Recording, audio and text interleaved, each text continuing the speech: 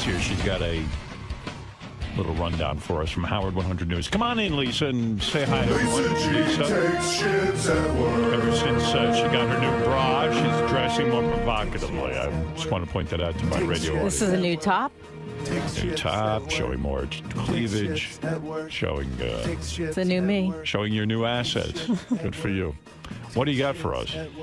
All right, the woman whose 40th birthday party Sal almost single-handedly destroyed is speaking out to Howard 100 News. Right. At Laura's party, Sal exposed his penis, ruined her birthday poster, and insulted her sister-in-law. He drew cum on her face. She says, quote, "It was very unexplainable behavior. Who thinks of this stuff? He's a 40-year-old man in an 8-year-old's body.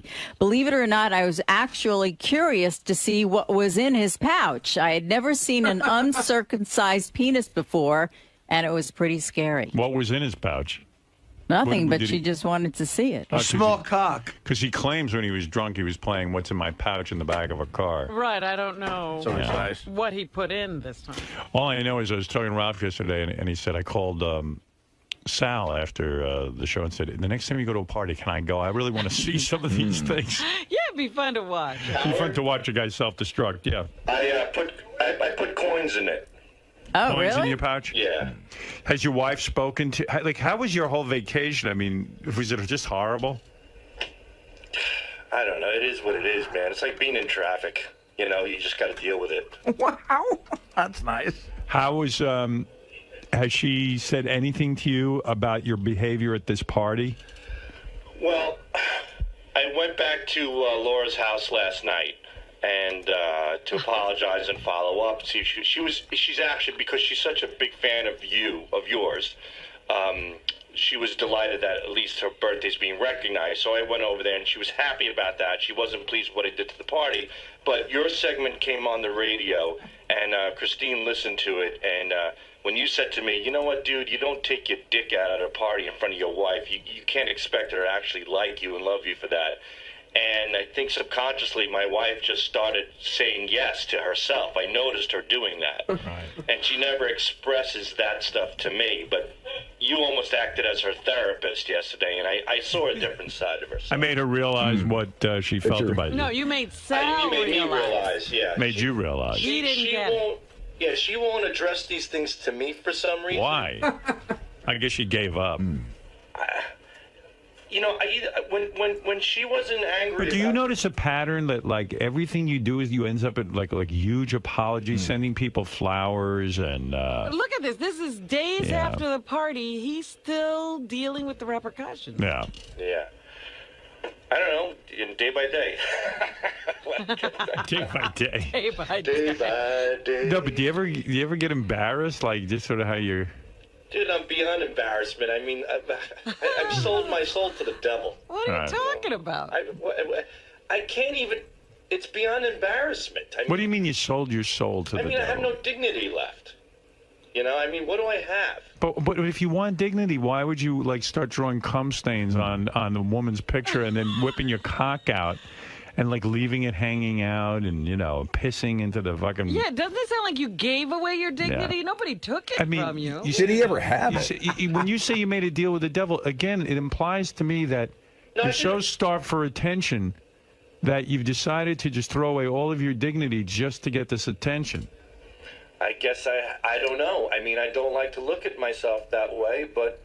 what do you mean you made a deal with the devil? What did you mean by that? I mean... No, you said something. What do you mean by it?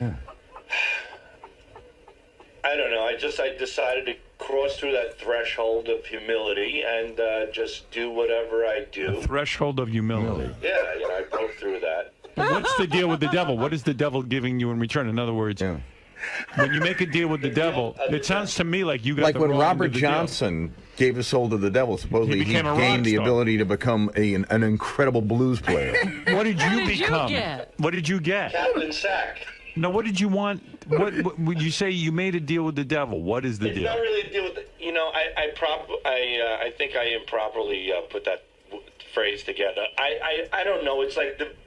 No, I think you meant what you said. You made a deal with the devil. Okay. In my head, it's the wages of doing what you do for entertainment. I mean, so am I the devil? Like, in other words, no, you're the greatest thing that ever happened to me. But it sounds like I'm the devil. In other words, you made a deal with the devil. In order to get on the Howard Stern show, you had to be crazy. In my head, yes. Yeah, so I'm the devil. No, you're not the devil. You're the guy that I but isn't that devilish? Like you made a deal with me to come on this show, and in order to be on the show, you have to be wild and crazy. No, I think you are the symbol. And now you're famous. I think you're the symbol of the greatest achievement in my life, working for somebody who is the greatest entertainer ever, and being a part of that is really gratifying. So what's the deal with the devil? The deal with the devil in my own head is, yes, in my own head, I feel like I had to do these crazy, insane things to please. But even at a party. What? You have to please me even when you're at a private party. No, I don't think that's the case. I don't know what I did at a party, Howard. I just think I have some issues. But no, you whipped out your cock, you drew cum stains on a woman's face. Put coins in it? You put coins in your cock, but like you weren't even on the show. I get it if you're on the show. You're trying to be funny. Were you doing it for me at the party? Hoping you'd hear about it? No, actually, I didn't even want to discuss it at the on the show yesterday. I told Richard about it, and I knew that. Yeah, that's my point. So why are you doing it at a party? That has nothing to do with making a deal with the devil. I know. I don't know, Howard. There's a lot of things that I question myself about. But it is, it is what it is. What can I do? I'm trying the best that I can. I love when Sal explains himself because it's so great. It sounds crazy. I don't know. What's it? But you were kind of bragging about it on Lotus Notes when you sent me that picture of your ass I thought it was funny. When you mooned. Your wife was kissing the birthday boy, and then you just pulled your pants down and showed your asshole. No chick digs that. I mean, your wife. I mean, you're trying to patch your marriage up together. Like Lisa. Could you be married to a guy who always is the guy who moons and whips his cock out at parties? I'll be honest. No. No. But his friend Laura loves Sal. Yeah, but his wife doesn't. Right. And like Laura Beth said to love me, him if she was married. I was telling Beth about it. She goes, I don't know if I could be married to a guy. She goes, who just like whips his cock out and is always drawing cum. He's always the guy who does that. I'm not always the guy that does that, but I did have a lot to drink that night, so. I never thought I'd say this sentence, but Sal, you're not making any sense. That's not fair. Must be all that jet skiing, Artie, all that weight you're losing from those jet skis. It's causing you to... Keep it up, you bastard. Clouding up your memory. Keep pushing that jet ski button, pal. You keep pushing it. You're looking great. Oh, thank you. You're not seeing Lisa's 30 Ds. Sal, I don't want to... Look at her. Sal, I don't want to ruin your on-air persona, but I know you're a big Eunice Shriver fan. She died 29 minutes ago. Yeah. Was that a Kennedy broad or something? Yeah, she was... Wasn't that a Kennedy broad? She was a Kennedy sister. A lovely remembrance. I like to draw cum stains on the corpse. See, everybody's fucked up. Look at Kennedy, Howard. He was shagging Marilyn Monroe behind everybody's back. Everybody's got their own little things. I'm the only idiot that brings this to the forefront. That's the only difference. But he was showing his dick at the right time. To Marilyn Monroe. No one would fault you for doing that. Yeah, that was actually a normal thing. He was coming on his secretaries. That was okay. And Marilyn Monroe. Well, Sal, I love my wife dearly, and I question it every day. I say, is she quiet because she's just indifferent to me and I'm providing for the family, or does she see a different side of me and really love me? Yeah, but you're not providing for the family, though. Yeah, I am. What do you love about her? Everything. I think she's a great mom. She's a great person. She put up with a lot of my bullshit. And when is the last time you had sex with her? Did you have sex with her the entire week off? No. Not at all. When did the party happen? At the beginning of the vacation? Yeah, the party happened on the beginning of the vacation, and then at the end of the vacation, on the Saturday night, I said, come on, now it's time for you to have fun. I put it on her. That's when she said, get lost. And that said a lot, because here we are getting along, or at least I thought so, and then all of a sudden, get lost to me sounds like a lot of pent up anger and frustration. You think? Yeah, that's right. How would you feel, and I know this could never happen, but how would you feel out of all of a sudden Beth turns to you in bed and says, Sal. It wasn't all of a Sal, sudden. That's a heavy Sal, statement. you're retarded. No, I'm not. You sound retarded. You went to a party with your wife. You whip out your asshole. You whip out your cock. You play Guess What's in My Pouch in front of your wife. You draw cum stains on the birthday girl's picture. You do all this insult a stuff. woman. So then she's so fuming mad that you don't even pick up the signals. The reason she's not, you think she's not talking to you because she didn't care about any of that stuff. She's not talking to you because she thinks you're a fucking retard. And then on Saturday night, you ask her for sex, and she says, get lost. And you thought you were getting along with her all week. Get lost is getting over easy in that situation. I don't know. That's what I need to work on. That's why I'm going to therapy. Yeah, but the point is you miss every signal. You know, some you hit, some you miss. What can I tell you?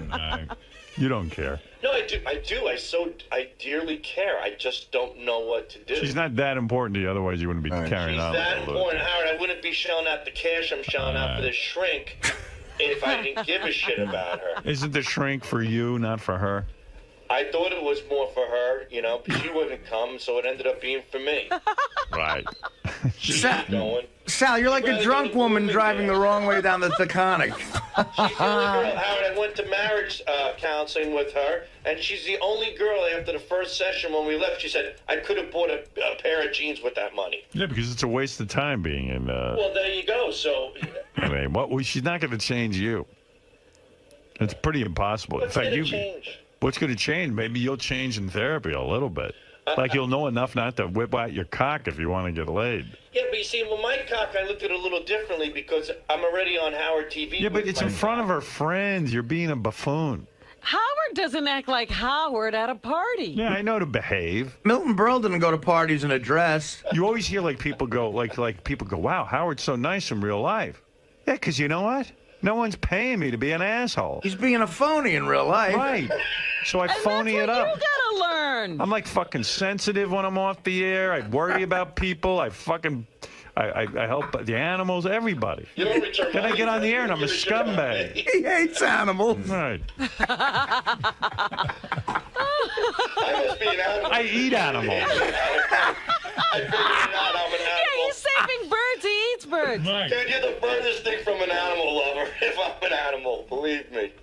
But do you understand what I'm saying? Like, when I'm out with my wife, I'm like sort of, in my own weird way, classy. You have to be appropriate, Sal. But Howard, I think the difference between you and Sal is I think Sal is just obsessed. I think Sal's not bright. He can't cut himself off. I think he's got some problems. I don't think it's even that. I don't think he's that bright. I'll give you a perfect Did you hear him example. on the wrap-up show yesterday? No, what did he say? He was remember he said that thing about the Jews? Yes. And then he was trying, he's trying to figure out how to apologize for it. Not apologize, but just explain Justify? himself.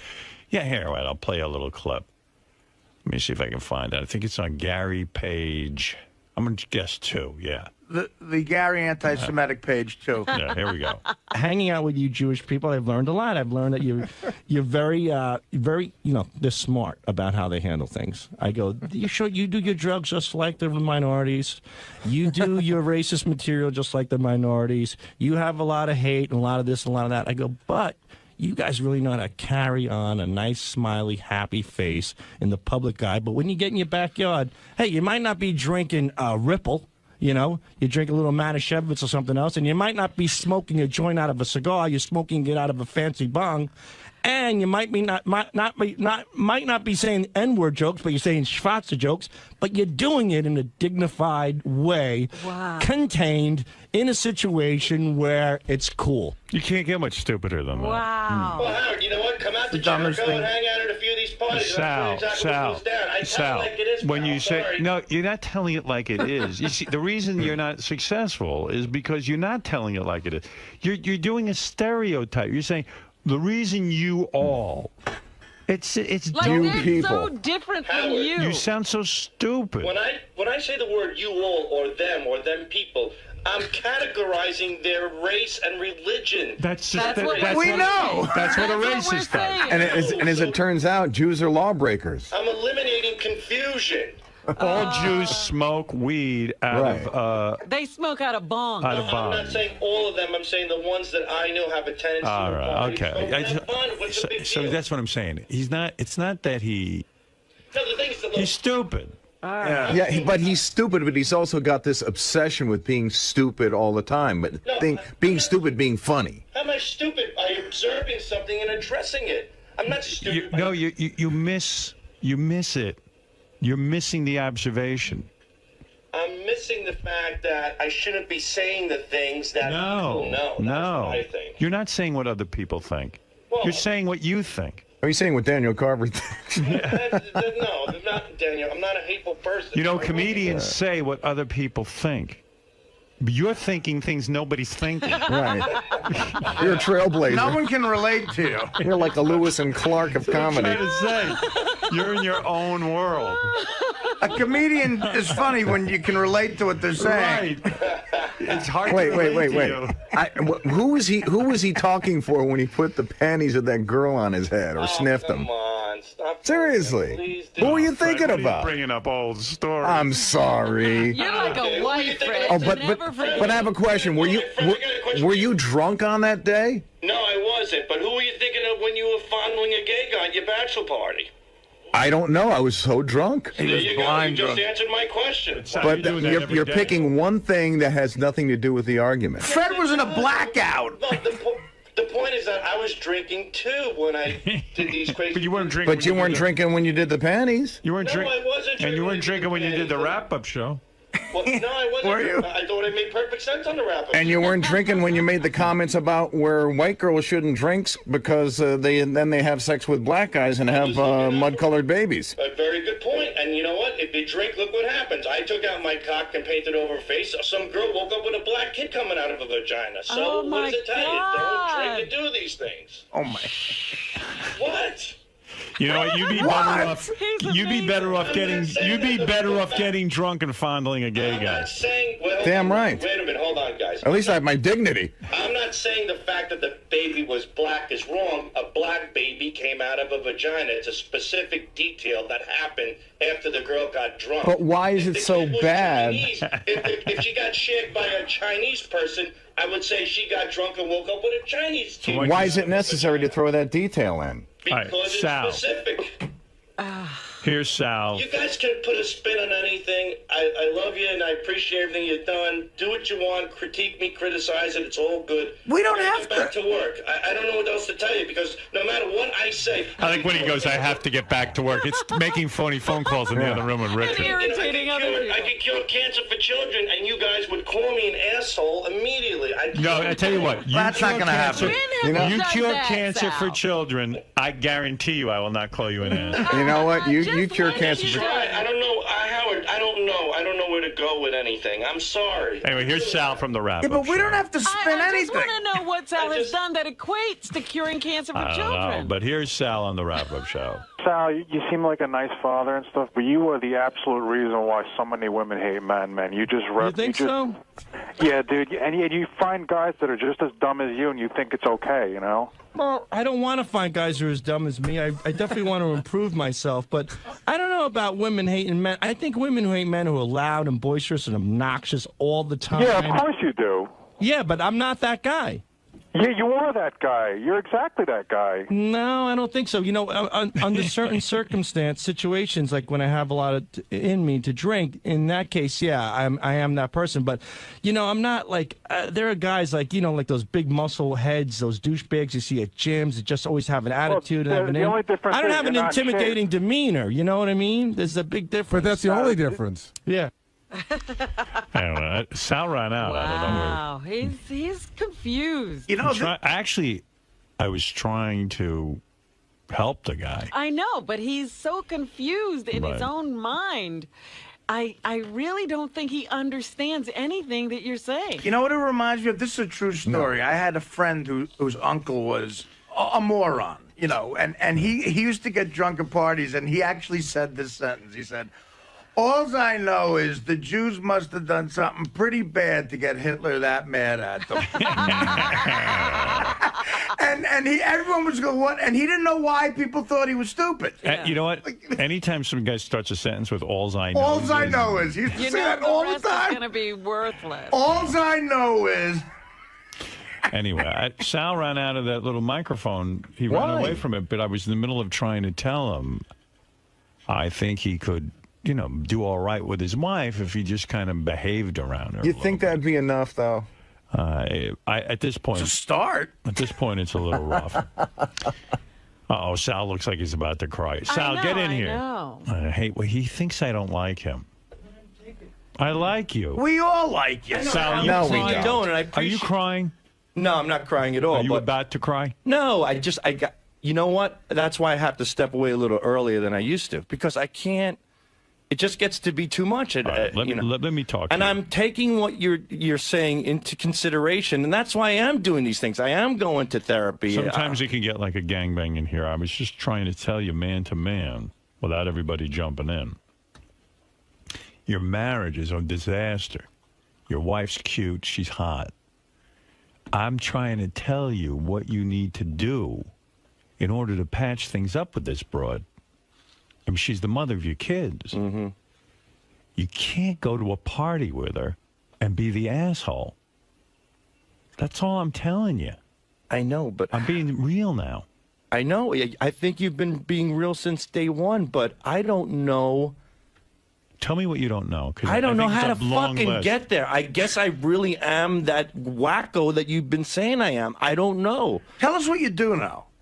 Yeah, maybe that's a better that- way to start. that- I do know you can lose a lot of weight jet skiing. I know Jews use bongs. That's what I know. That's a go-to for you. I know. I love it. I just love.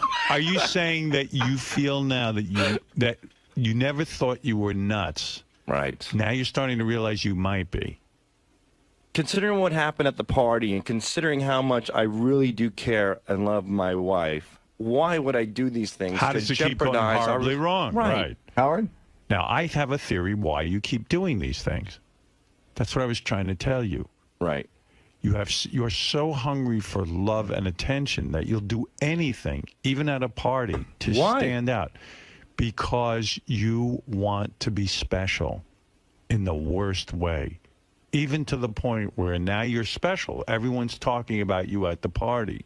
The party was your party. You know what? You couldn't stand that the focus was on this woman and it was her birthday and her special day. You couldn't stand being just part of the crowd. You so badly want to be seen. You remind me of a guy who sits at the movies and you sit there and you stare at the screen and go, you can't even enjoy the movie because you're like, I'm supposed to be up on that screen. But I'm not to extreme. Right. I'm it's really supposed not. to be Howard. you couldn't even let that woman have her birthday. I love that woman. I adore that woman. I do. You were jealous of her. Your No, I envy wasn't. came I through. really am. I'm not an envious Sal, person. you got to get in touch with not. us. You're so envious that the But I'm attention is not. going to another human being. I really am not. I got drunk off my ass and I You know acted why like you- a jerk. you know why you hate- You wait, got to look let at me- the result. that's not- He's got to look at the result. He keeps arguing, but he won't look at the result. You know why you hate women so much? I'm going to tell you why. When a woman walks in the room, she gets all the attention just for being pretty. So you hate pretty women. You want to be the pretty woman. You want to be in a dress and fucking high heels and have everybody look at you. Yeah. And it's not happening. So I'm you whip so your glad I cock came out. in here. Right. That's what I'm telling you. Look at me. I'm trying to help you here. I don't want to be a pretty woman, dude. Yeah. Sure. No chance of that. Not literally, but you want to be the person who walks in the room and gets all the attention. I don't know about that. Yeah. But didn't Howard? it happen, Sal? See, that's what I'm saying. You have to look at the result of your actions. Don't look at the Right. the beginning of the action. Look at the end point of the action. Now it's not Laura's party. It was the party Sal ruined. Right. You took away Laura's party. We all have that to a certain extent. Do you understand that? Yeah. I don't know. What? You don't know. Yeah, I get it, but I don't. Didn't your father pay more attention to other women than he did to you? Yeah. So the pretty woman walks in the room. Where's your father's attention go to? The pretty woman. Not you. Your wife's emotional friend is on the phone. I'm not wearing, dude. I don't want to be a part of this. Is that homo crying like a bitch? How's my favorite daughter? Squirt a few more tears, you homo. I'm not scoring any tears, you dick-licking piece of shit. Drop dead, you cocksucker. I mean, that's the way she used to cry when I fucked her. Oh, yeah, I'm sure. That's Gary, you know.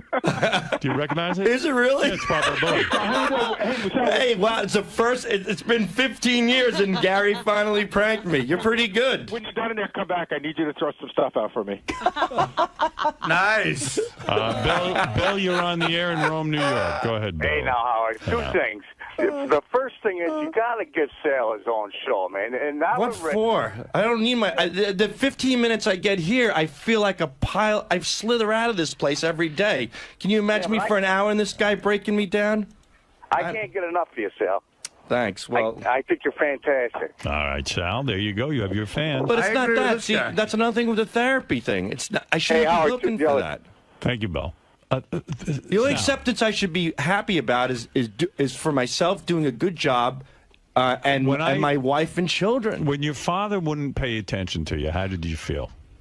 You know, I closed that out. I just closed it out. Let's talk about it now. How did you feel when your father ignored you?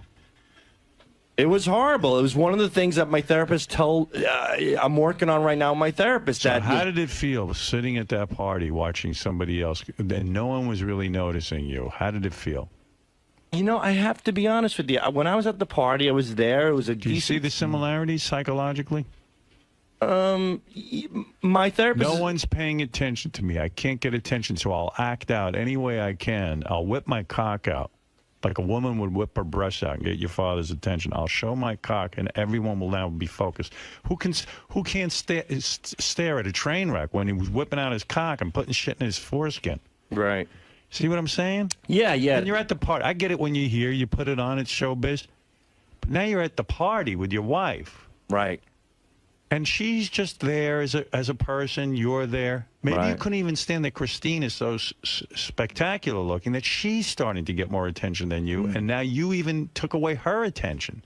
Maybe she walked in and guys were looking at her and you couldn't stand it. You want the guys to look at you too. I don't know. See, I got to tell you, when I'm at what this I'm party, saying? it's not. Yeah, I do, but I'm not brewing at a party. I'm not envious. I'm just there, and You're not in touch with your envy. He's not aware of it. I'm not aware of it. Maybe I'm just next bored. Next time you go to but a I'm party, not. no, you're not bored. You're bored because no one's looking at you. Listen to me. Okay.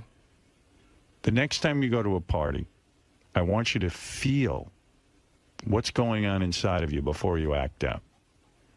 And If I felt that way, I wouldn't be at the party. I won't go to the party. And I want you to get there. notice that you're very, very getting a lot of anxiety because no one's staring at you. No one's looking. Everyone's paying attention to Christine, and everyone's paying attention to the birthday girl.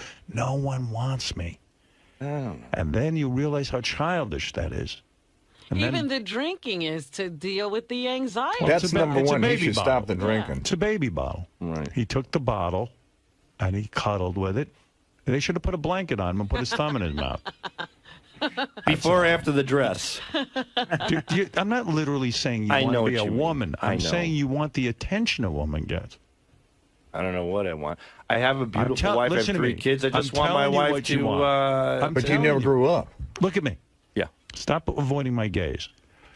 I'm looking at you, not like your father who looked away from you. The train wreck you are. And called you Tony. Right. I'm looking at you. I'm telling you. Right. You got to start believing in yourself and that you're not a little baby who needs attention from his daddy. You got to be your own man now. You can go to a party and give the attention to other people. And what a relaxation and relief it is to go to a party and let other people have the attention. And you get to sit back and relax a little bit and enjoy yourself. Isn't that tremendous pressure to have to be the buffoon all the time to get the attention? I guess. Don't you feel like that was a lot of pressure in that night?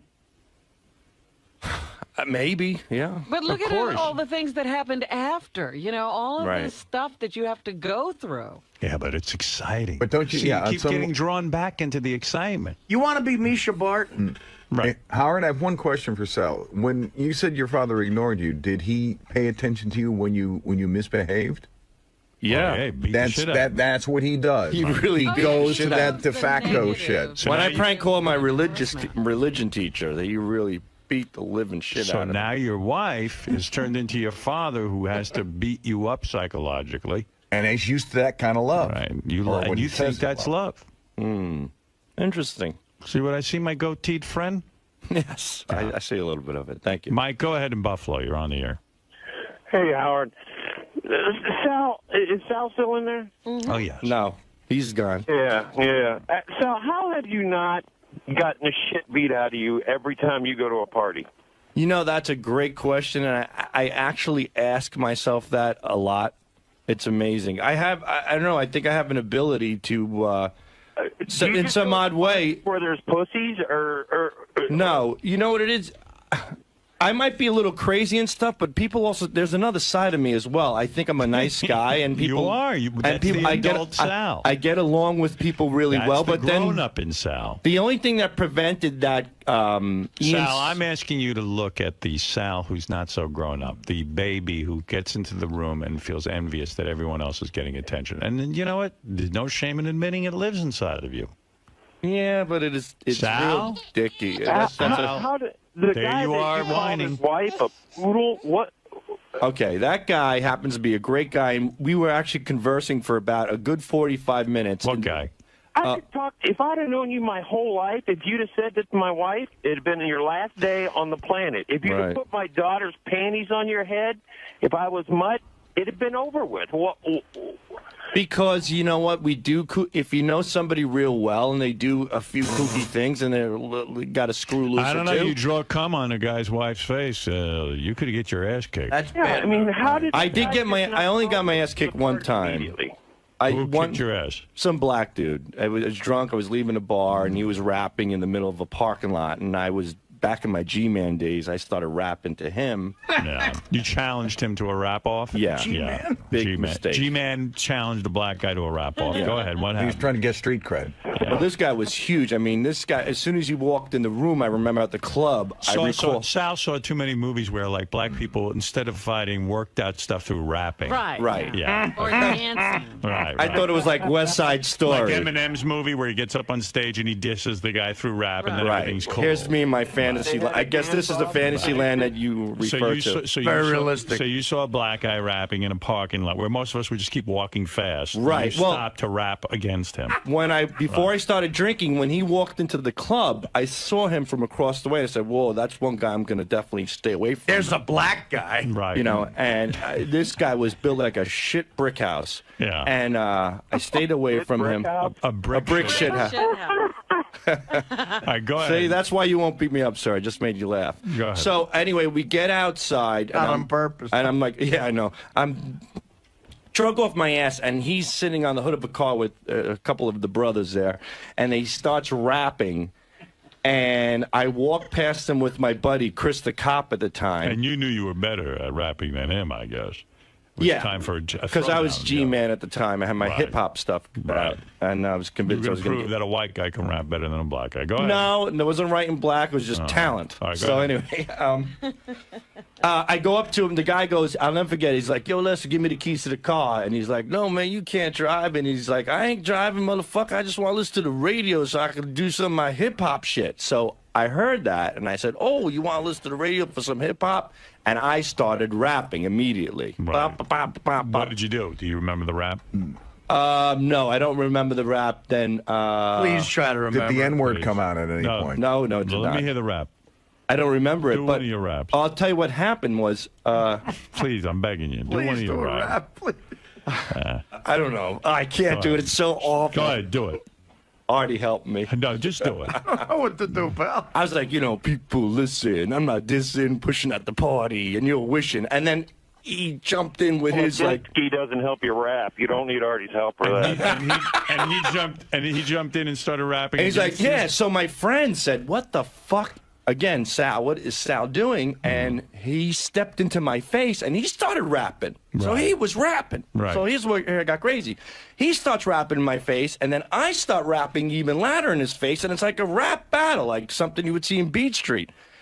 And I kept going, and all of a sudden I out-battled him in the hip-hop battle here. The rap. I won the rap battle. Nice. I swear on my children I won. Okay, fine. So he steps back, and all the brothers around him go, "Oh, shit, white boy took you out, motherfucker. You got fucking played." And they said the N-word in terms of endearment to each other. What did they say? Yo, nigga, that cracker just took you out, nigga. He took you down, motherfucker.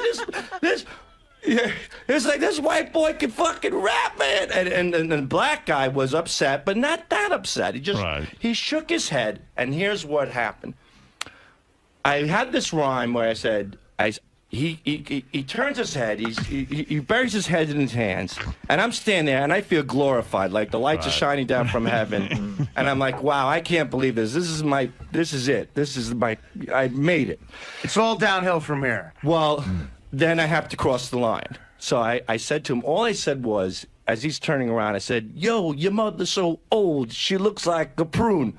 And I don't even know what that means exactly, but I had that in one of my rap songs. Well, prunes are black. Right. I go, your mother's so old, she looks like a prune. And all of a sudden, out of nowhere, lights out. Right. He cocked his arm back, and boom, he hit me right in the face, and I was leveled out on the ground. I guess Are he you won sure? that. He wins. Are you sure you didn't say coon? No, I didn't say coon. But it could have rhymed with prune. Maybe the next line he might have said he would have stabbed me. But I was down on the ground, and I get up and I spit. It looked like tomato sauce coming out of my mouth. I mean, down my shirt and everything. And he just looks at me. He goes, "Don't you talk about my mother? She raised me for 9 months." And he and I'll never forget it. And he walked away. It's one of the best stories I've ever heard. And then all those guys are there, and they're looking at me. And I just, with my buddies, walked away. And I got in the car, and that was it. And my tooth was dead. The nerve in my tooth was dead. Sure, it turned black and all that other horse shit. Right. But, all right. Well, there's the irony. You turned black. My tooth did, yeah. All right, Sal. Listen, I was just trying to help you with what went down with your wife. I'm hoping that you'll have sex at some point with her because she's a beautiful young woman and she has needs. Lord knows, I don't want to turn to anyone else for those needs. Howard, can I ask you a question? Sure. Do you ever worry that he's going to do something that will do irreparable damage to the show? Yes. Do you? No, I don't really worry about it, no. Because, I mean, the stuff that comes out of his mouth is just unfucking believable. Yeah. I know. I don't know. You know, the two of them, and Richard and Sal, you are stupid, by the way. There's no way anybody can make the comments you do and have any intelligence at all. Right. Okay. All right. Well, that's, you see, to me. But I was just going to say, Richard and Sal, we sort of keep them contained in here. You know, that's where they can't get into trouble. I think that's a good defense now. You should just say you're stupid. You can't help it. It's working. It works. And you tell your wife you're stupid. I mean, just say, listen, honey, I'm not a bright guy. You married an imbecile. That might not get him laid either. I know. Yeah, women never want to fuck a dumb guy. Oh, wait. There was a movie where Mel Gibson played a retarded guy, and he got fucked. Well, he's Mel Gibson. He looked like Mel Gibson at Joe, that time. you're on the air in Raleigh. What's on your mind? In a year and a half, this guy's going to be homeless. Sal, that's true. What are your plans? Let's say I leave the radio, because I worry about everyone here. Right. Would you have any kind of game plan? Bartending. Seriously? No, I don't know. I don't know what am I going to do? I don't know. Somebody's going to hear this show, and they're going to say, they're going to laugh at the prospect of him coming to work for them. Yeah. Sal and Richard have such a great job, if you ask me. They come to work every day. They have their own studio it's called the Sal and Richard Room. It even has. We call it the Room of Doom. Yeah. And they have their own equipment in there. And I ask them to go in there and just do whatever you guys want to do, and come out with some cool stuff. And it is kind of a cool job. And it's the greatest job in the world. Yeah. So I'm thinking. I don't know. I worry about you, but maybe this is why I feel I have to stay in the business. No, you don't have to stay in the business for me. I've always gotten by. I mean, whether it was Wall Street, whatever I did, I was successful at. Pizza. Pizza, yeah, I can make pizza again. Maybe me and Scott the Pace will open up a pizzeria or something. You can't worry about everybody, Howard. Yeah, I know. You got to let it I worry go. about him, though. Well, I mean, you're going to start. I mean, if you think about it, you're going to start worrying about everyone. Yeah. I don't know. Nah, you don't have to worry about me. I'm okay. I'll get by. Doesn't matter. Yeah, I'm worried about everyone but Sal. Thank you, Sal. I don't know. I wish you the best. I don't know that we're going to be able to tackle this all in one session. I don't think we will. All right. Thank you.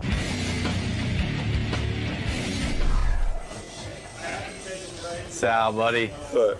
Are you going to heed their advice this time? Yeah, please. No, but do you see what they're starting to say about, your addiction to attention, or maybe... Look at the business we're in. Isn't it like an attention addictive business that we're in? Got a great prank.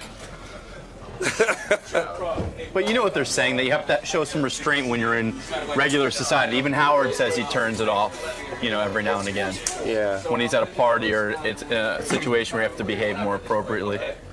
Yeah, I don't know, you know, I just have to shut off that little portion of my life, you know, I have to eliminate it. Have you ever been in a situation where you got like shit drunk and like acted ridiculous? Absolutely, absolutely. But are you starting to see it's kind of like it's become a cycle with you? You know, you even mentioned it in there. You took 4 steps forward with your wife, but then took 10 steps back when you drew semen on somebody. Yeah, that's the one thing I have to learn to. It's the one thing I have to learn to eliminate. I have to stop. You know, I have to stop doing things like that. You know, you can't go to parties and draw semen on people's faces and whip your penis out. You know, you're just not going to get along with somebody who's normal and wants to raise a family. But in your mind, do you really think there is anything wrong with that? Because you always seem to think that, you know, your comedy, it's meant as a joke, as a prank. It's not serious. Yeah, right, it is. That's in my mind. But afterwards, when the smoke clears, how can you justify what I did as a joke? It's beyond, you know, it's beyond a joke, right? So you're kind of disgusted with yourself right now. A little bit, yeah. Now, you also referred to your G-Man days. Yeah. Do you think maybe you could rap something to your wife or get it going and no, maybe get her back in the sack? There's a beautiful lady to my right. If I rap right now, I'd be even douchier in her eyes if that's possible. I cannot rap right now. All right, G-Man. I'm sorry. Well, best of luck, G-Man. Okay, thanks, buddy. I know it's late in the show, and I know it's more visual, but you need to see this. So, you know, Sal drew a load on that woman's face, the picture. Yeah. So the guy sent us a picture. Sal's really more evil than I thought. You have to see this. Let me see the load.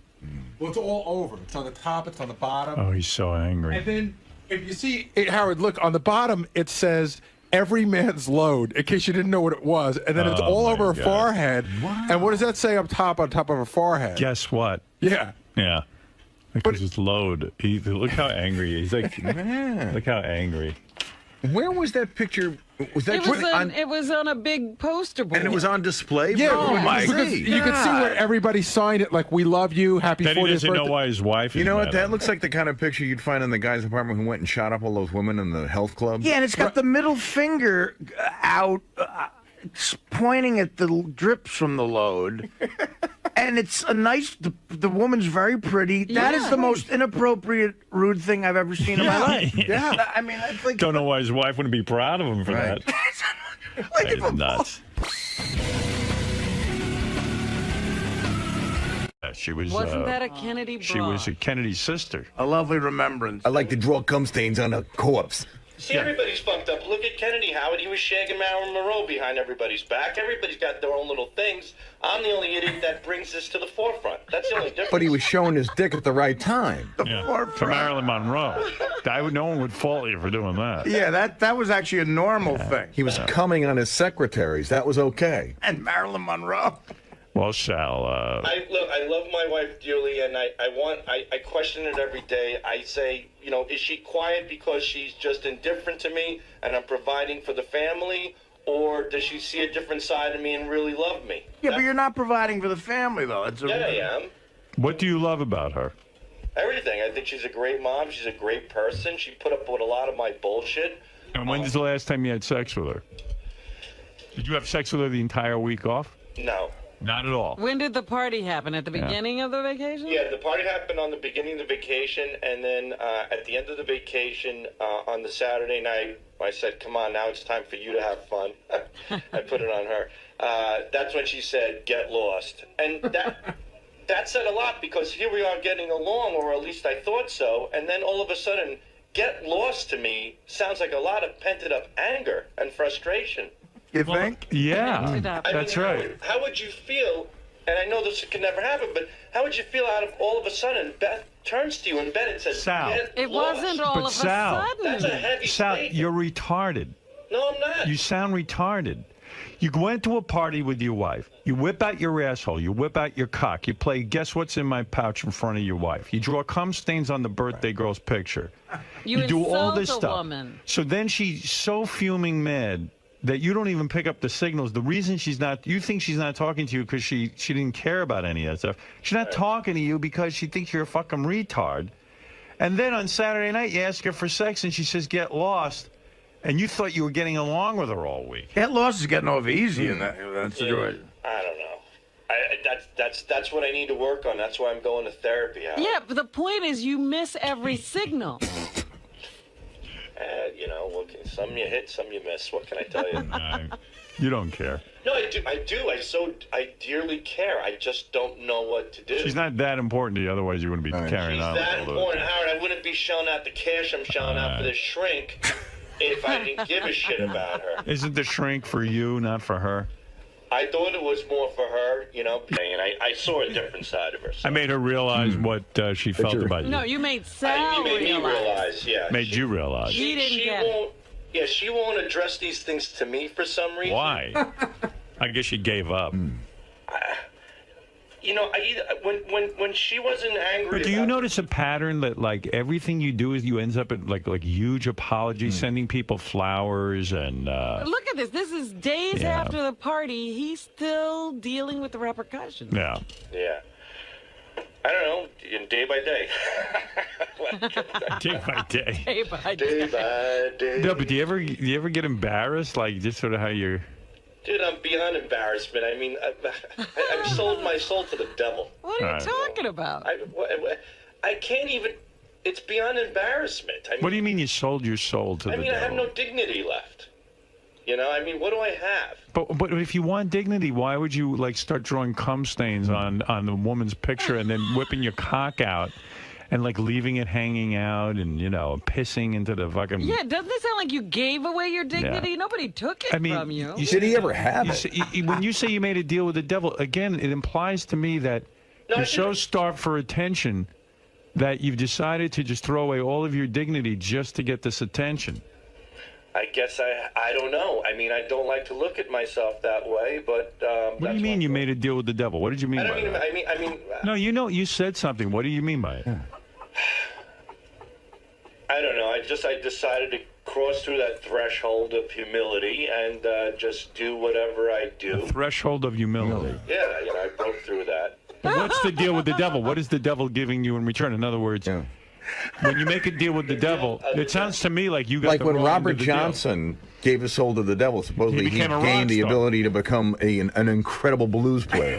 What did you become? get? What did you get? Captain Sack. No, what did you want? What would you say you made a deal with the devil? What is the It's deal? not really a deal with.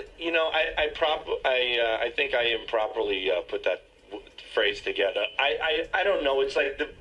No, I think you meant what you said. You made a deal with the devil. Okay, in my head, it's the wages of doing what you do for entertainment. I mean, So am I the devil? Like, in other words... No, you're the greatest thing that ever happened to me. But it sounds like I'm the devil. In other words, you made a deal with the devil. In order to get on the Howard Stern show, you had to be crazy. In my head, yes. Yeah, so I'm the devil. No, you're not the devil. You're the guy that I But isn't that devilish? Like you made a deal with me to come on this show, and in order to be on the show, you have to be wild and crazy.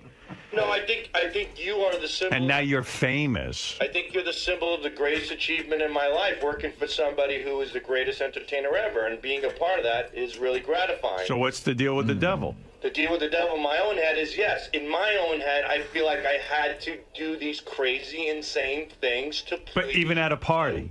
What? You have to please me even when you're at a private party. No, I don't think that's the case. I don't know what I did at a party, Howard. I just think I have some issues. Well, no, you whipped out your cock. You drew cum stains on a woman's face. Put coins in it? You put coins in your cock. But like you weren't even on the show. I get it if you're on the show. You're trying to be funny. Were you doing it for me at the party? Hoping you'd hear about it? No, actually, I didn't even want to discuss it at the on the show yesterday. I told Richard about it, and I knew that. Yeah, that's my point. So why are you doing it at a party? That has nothing to do with making a deal with the devil. I know. I don't know, Howard. There's a lot of things that I question myself about. But it is, it is what it is. What can I do? I'm trying the best that I can. I love when Sal explains himself because it's so great. It sounds crazy. I don't Yeah. know. What's it? But you were kind of bragging about it on Lotus Nuts when you sent me that picture of your ass. I thought it was funny. When you mooned, your wife was kissing the birthday boy, and then you just pulled your pants down and showed your asshole. No chick digs that. I mean, your wife. I mean, you're trying to patch your marriage up together. Like Lisa, could you be married to a guy who always is the guy who moons and whips his cock out at parties? I'll be honest. No. No. But his friend Laura loves Sal. Yeah, but his wife doesn't. Right. And like Laura Beth said wouldn't to love me, him if she was married. I was telling Beth about it. She goes, I don't know if I could be married to a guy. She goes, who just like whips his cock out and is always drawing cum. He's always the guy who does that. You know, I'm not always the guy that does that, but I did have a lot to drink that night, so. You know, I never thought I'd say this sentence, but Sal, you're not making any sense. That's not fair. Must be all that jet skiing, Artie, all that weight you're losing from those jet skis. It's causing you to... Keep it up, you bastard. Clouding up your memory. Keep pushing that jet ski button, pal. You keep pushing it. You're looking great. Oh, thank you. You're not seeing Lisa's 30 Ds. Sal, I don't want to... Artie, look at her. Sal, I don't want to ruin your on-air persona, but I know you're a big Eunice Shriver fan. She died 29 minutes ago. Yeah, was that a Kennedy broad or something? Yeah.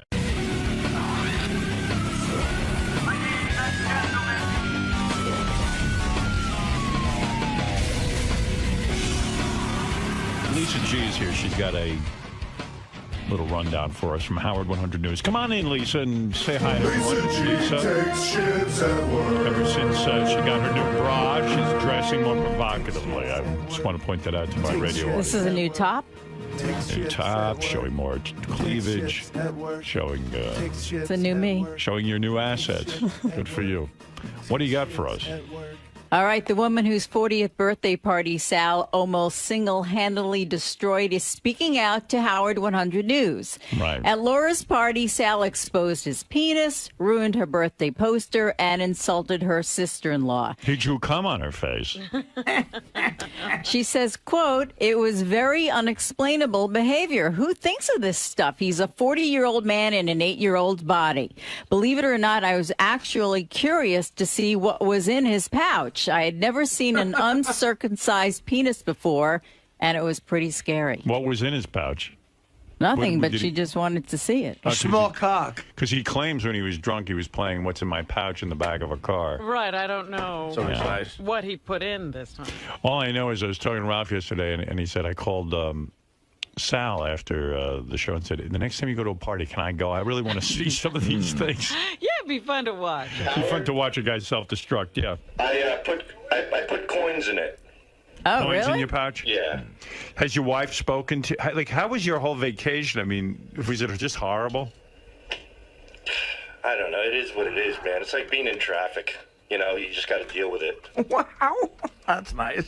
How was... has she said anything to you about your behavior at this party? Well, I went back to Laura's house last night and to apologize and follow up. See, she's actually, because she's such a big fan of yours, she was delighted that at least her birthday is being recognized. So I went over there, and she was happy about that. She wasn't pleased with what I did to the party.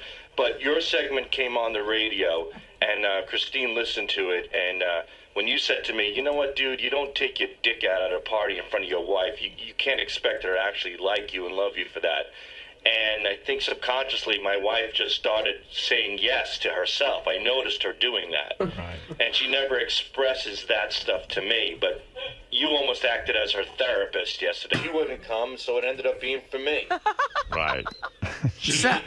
Sal, you're like a drunk woman driving the wrong way down the Taconic. She's the only girl, Howard. I went to marriage counseling with her, and she's the only girl after the first session when we left. She said, I could have bought a pair of jeans with that money. Yeah, because it's a waste of time being in... Well, there you go. So... I mean, she's not going to change you.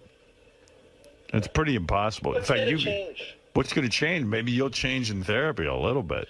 Like you'll know enough not to whip out your cock if you want to get laid. Yeah, but you see, with my cock, I looked at it a little differently because I'm already on Howard TV. Yeah, but it's in front of her friends. You're being a buffoon.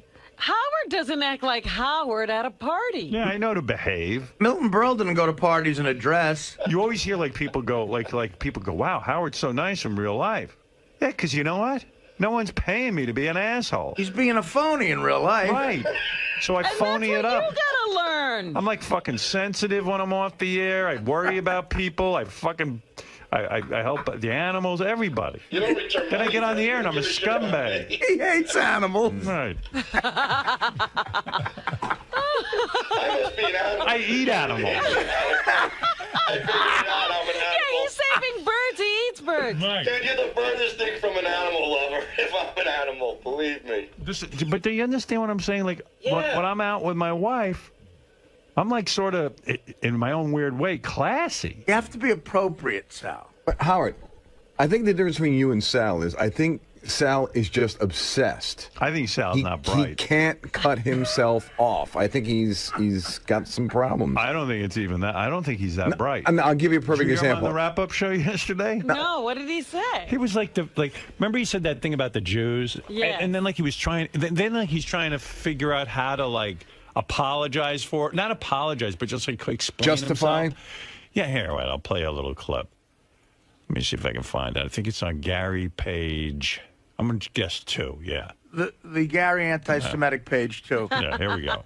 Hanging out with you Jewish people, I've learned a lot. I've learned that you're very, they're smart about how they handle things. I go, you do your drugs just like the minorities. You do your racist material just like the minorities. You have a lot of hate and a lot of this, a lot of that. I go, but you guys really know how to carry on a nice, smiley, happy face in the public eye. But when you get in your backyard, hey, you might not be drinking Ripple. You know, you drink a little 𝗦𝗵cie𝘄𝗿𝗱 or something else, and you might not be smoking a joint out of a cigar. Okay, then I'd have to go through every piece of paperwork in the house. And she had a closet filled with paperwork from when my father had a business in 1959. All the paperwork was still there from the business. You would have to go through everything. I'd find money. Wow. Dollar bills, envelopes with $100 in it. I'd go through her drawers. I'd find these little change purses filled with change. You know what was crazy about his story? His mom got sick, so he cleaned out the entire apartment. From the time she got sick to the time she died, the whole apartment was filled up again. All over again. Wow. All over again. Because I cleaned it out once when she had a heart surgery. She had heart surgery when she was 75. So like 77, something like that. So you went in and cleaned it out. I went when she was in the house. She was living at my house to recuperate. How long did it take? Was she mad at you when you cleaned up the first time? She got pissed off at me when she went home. And a lot of the paperwork stuff was missing. I just took everything and hauled it out. And didn't she enjoy having free space and neat? No, nothing. She was angry. And then it's hell for them. My old bedroom that where I lived when I lived there was filled with like the boxes, like he was talking about. Yeah. Where, what are you going to use all these boxes for? Like she'd give us gifts at Christmas time. And she'd take the boxes home. That's with right. her. My mother said you got to give me the box back. Right. That's a true story. She put them back in the room. Right. And they were all there. And then she would go shopping. Right. And she'd buy shirts for me from, Macy's. Macy's. She'd buy stuff for the kids. She'd buy everything, and never opened it. Like, in case she needed it for something. She'd have a gift. She had a gift. That's true. My mother had a part of the house. This is weird because it always freaked my friends out. Like, I'd come over with, say you were my friend. Right. I'd come over. My mom started to talk to you, and she liked you. She'd go, excuse me for a minute. She'd go lock her door. I could hear her lock the door, and I'd hear her rummaging through stuff. Right. And she'd come out with a gift, an unopened gift. Like Why did she lock the door? Because that's the funniest thing, too, because we lived in a house the size of my thumb. Right. I knew where everything was. My mother used to hide money in the radiator, like you could pull the thing down. Yeah. And I would hear her open and close it. And I said, Mom, don't lock the door. I know where you're hiding everything. But she would bring you out a gift. Could be a shirt that was still, but the shirt could have been 20 years old, but still in the wrapper. So Matt, let me get to you. This is Matt Paxton. He's on Hoarders, and as bad as these guys' mothers are, they got worse people on this show. But Matt, Matt is one of these guys who figured out, all right, no one wants to clean up a hoarder's home because it's disgusting. So Matt started his business. You originally worked on your own, right? You weren't on TV. You started I've been doing that. I've been cleaning up old lady. All these stories you just told. That's what I do. I work with families to go in and clean it out. And the guy that was talking about finding the money, man, every single book, every single cookie holder. I mean, we found $13,000 in change in a lady's house at the time. How are you? So how did you start this business? You started a business where you said, "Look, I see that nobody wants to clean up hoarders' homes because it's really gross." Well, I wish it was that cool. I was broke. I'd been a bit of a bender, about a 3-year bender, and was starting over and was living on a buddy's couch. And I was just trying to eat and pay rent. Right. And I realized no one would clean this stuff up. So I said, well, if no one will do it, I'll see if someone will pay me to do it. So you get paid a fortune to go in and literally just, put on rubber gloves and clean through hoarders' homes. Yeah, but now it's, dead cats, recycled adult diapers. I mean, it's not... We're not sorting through papers to find change anymore. And it's probably how many people work for you in this company?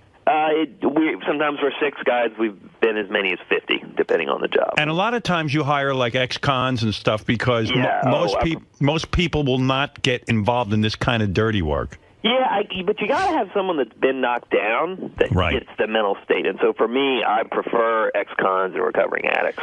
So if I send you to a home of a hoarder, what would you charge me? I mean, an average size, middle-income home, what does it cost to go in there and clean? Starts about at $15,000 now. Right. $15,000? Yeah. Oh, yeah. Well, here's why. Listen to this statistic.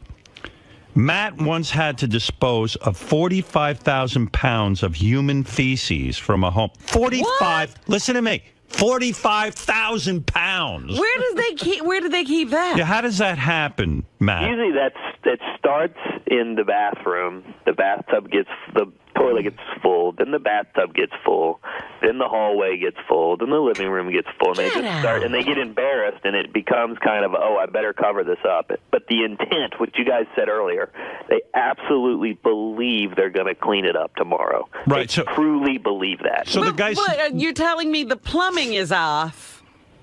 Plumbing's been gone for years by the time I get there. Wow. And I guess they never feel that they want to call in a plumber because at first they start to they're like embarrassed, and then they shit once you start shitting in the tub, you're like, well, I don't want to bring anybody in. Yeah, I always say, think about the first time you decided to crap in your living room. That's one thing. But by like the 500th time, you're pretty committed to this lifestyle. Can you remember has this happened to you more than once where there's thousands of pounds of feces in the house? Every week now, man. Every week? 5 years of my life, every week. I'm in full biohazard now. And so you go in a hazmat suit and the whole thing? Oh, yeah. I mean, literally, you would not believe in every single building in New York City, in every single neighborhood around the country, there's one of these houses, and it's a toxic dump. I mean, it's unbelievable the stuff we're finding in there. And when you meet these people, like specifically the people who shit in their, have 45,000 pounds of feces in their home, do they seem like normal people? No, they're like Gary's mom. They're lovely women. They're nice people. Right. That have had a rough go at some point in their life. It might be 10, 15 years ago. Something triggered it. And I've got to not only clean up the poop, but I've got to also give this lady a hug and act like it's no big deal. Right, because you don't want to embarrass her. No, my God, if I embarrass her, I'm out. She'll kick me out, and I'm the last person that's going to help her. When they call you, do they confess or they just say, look, I saw you on TV, I need a company to come in and clean my home? Or do they come clean on the phone and say, listen, I've been shitting in my house for the last 10 years? No. Normally, either a family member will call me, or they'll get called in from the show, or an APS worker, Adult Protective Services, will say, we're kicking them out tomorrow. Right. So they're not calling you. It's always someone else. Maybe 1 out of 100 they'll call. Usually it's someone that loves them. And is there... They've given up. They don't know what to do. And is it like what Ronnie and Gary are describing, that when you come in to clean, they're livid because even though you're removing shit from their home, they're not grateful in a way. They're like, please, just leave the shit in there. Yeah, I mean, it becomes a wall of safety. They're removed from the rest of the world, and it's really a wall of judgment. They don't want to be judged. They don't want to be made fun of. So they, believe it or not, that stuff protects them. What is this? What is the smell like? Or maybe you never get to smell it because you're in a. No, I'm pretty used to it. It's a very citrusy urine smell. Oh, it's not. It doesn't even smell like shit anymore. No, urine will knock out. You don't even smell shit. Oh, really? Where are they urinating? With the shit? 2-liter bottles. In 2-liter bottles. Oh, and then they cap it, the bottle? They cap it, yeah. They call them plumber bombs. Oh, my God. I mean, it's... We enjoy it, though. For us, we're all recovering addicts. So, like, we need something nasty to get us off. Yeah, this keeps you straight, huh? This keeps us totally clean and sober because we get grossed out, and we really enjoy that, and we get that every week. I would think it would be the opposite. Like, you come home and go, I've just seen the worst of humanity. I need to get high. It doesn't matter. It's all meaningless. Tie me off. I mean, when you've hit rock bottom yourself, you kind of have to laugh to get out of it. And so now for us, if we find, if we don't see 200 cats, we don't think it's funny. Are you a millionaire from this business? I mean, getting $20,000 a house seems to me like you might be a very wealthy man.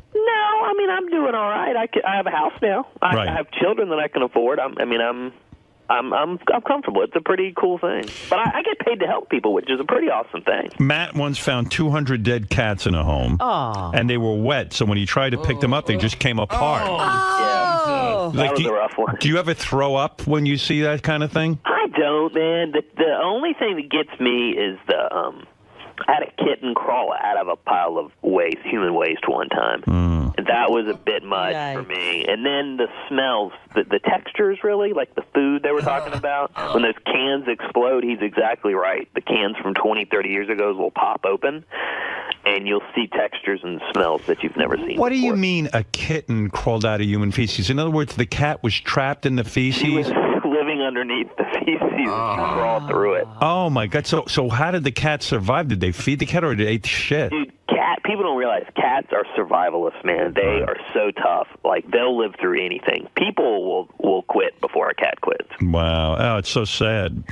Now, when you say, going back to what you said before, you found $13,000 in cash inside a giant rat's nest in a house. Yeah, 8-foot rat's nest in Oakland. And how's the money get? Well, we found out that week that rats don't eat money. We didn't. It's the only thing they don't shred apart. We didn't know that. Why is that? I guess it's the glaze on the money. I don't know. They're not interested in it.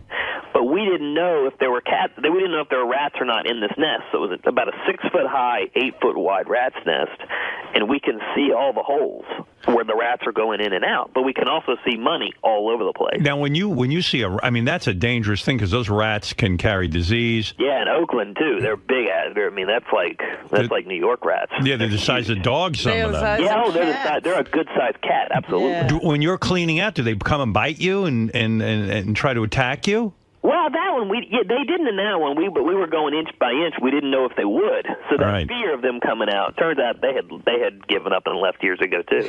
So when you find cash in a house, I mean, you're obligated to give it to the owner, right? Absolutely. Oh yeah, because the joy they get in that gets us so much more momentum and lets us clean faster. You say here you once found $45,000 in U.S. savings bond in a house. Yep. And the woman thought they were expired. People don't even know what they have. She didn't know what she had. We had to explain to her the difference between maturity and expiration.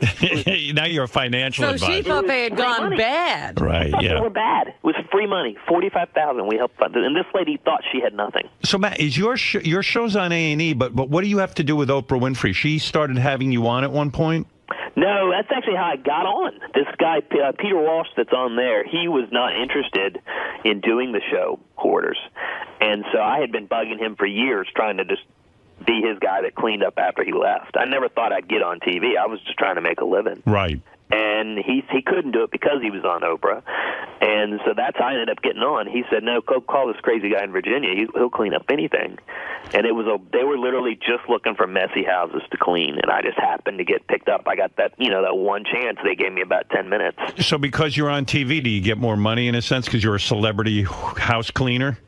Yeah, crazy enough, I am. It's weird. I mean, I'm like the most popular trash guy in America. And why did they start putting you on TV? Because they found that the cleanup was just as interesting as meeting the people? I think they realized it was more than trash, and that's really what I bring to the table. I mean, to me, this is about people. We all are different. We all are fear of rejection. We're all, we all have fear of judgment. We're all trying to find self-worth, and that's really what hoarding is about. And I'm able to break it down to I'm not an educated man. I'm a recovering addict that just got lucky. How old a guy are you? I'm young. I'm 36. I'm still very young. When you have to, up early. But when you have to clear up 45,000 pounds of shit, and by the way, I'm trying to figure out how much is the average bowel movement? A pound? Yeah. It just depends on the person. I mean, how many years would it take you to build up 45,000 pounds of shit? At least 10 years. Yeah, that's the number you want. I mean, it's 10 years of 3 or 4 times a day. Where do you bring it, though? Like, where can you dump that? That you can't even take to the dump, and that's what's really challenged us. We now, everything has to be destroyed as, like, medical waste because it's too messy for the city dump. So what do you do with medical waste? Where does that go? That has to actually go, it's like a crematorium, and it actually has to be incinerated. Oh, my goodness. Cow. I mean, a lot of the houses, we had a house the other day, there's no way to save it. It has to be destroyed. And so it was more of a recovery situation. So that place was so bad, you couldn't clean it. Could not salvage it. You had to tear it down. Just burn it down. But it was so messy, we couldn't tear it down. We actually had to burn it. Is that more than one person shitting in the house, or was just the one person? No, it's one person. Wow. 10 years. I mean, you got it 3 or 4 times a day, 10 years, every day, day by day. Are hot girls ever hoarders, or is it always just like very vile-looking people? I think they started. A lot of them start as hot girls. I mean, it's a fine wine. You can't be a good hoarder overnight. It takes 10, 15, 20 years. Tell the story, Matt. He cleared a house of a guy into kiddie porn, but the guy called you, right? Yeah, and this was not on A&E. I want to make sure they always ask me to clear this. This one was on our personal job. Okay. But we went out, and this guy, the family called us. He was having he was at heart disease, and he was going to die. And the family wanted to send him home so he could have hospice. So we were going and thinking, oh, this poor, sweet guy. Yeah. Well, we get there and we start realizing, wow, this is some interesting toys. This is some interesting pornography. And the deeper we got, we started finding some Polaroids, some really aggressive stuff. And it was all child pornography. Wow. And so we're like, what do we do here? So we called a buddy of mine as a cop, and he's like, well, actually, you have to report this. So we called the guy. Guy ends up going to jail for 3 years. He gets out of jail, fills the house up again, because we actually did clean it, and he calls us again and says, hey, can you come clean my house again? And we had just sent the guy to jail for 3 years. And yet he wasn't... Who else you gonna call? He wasn't angry. One thing about those kiddie porn guys, they're very forgiving.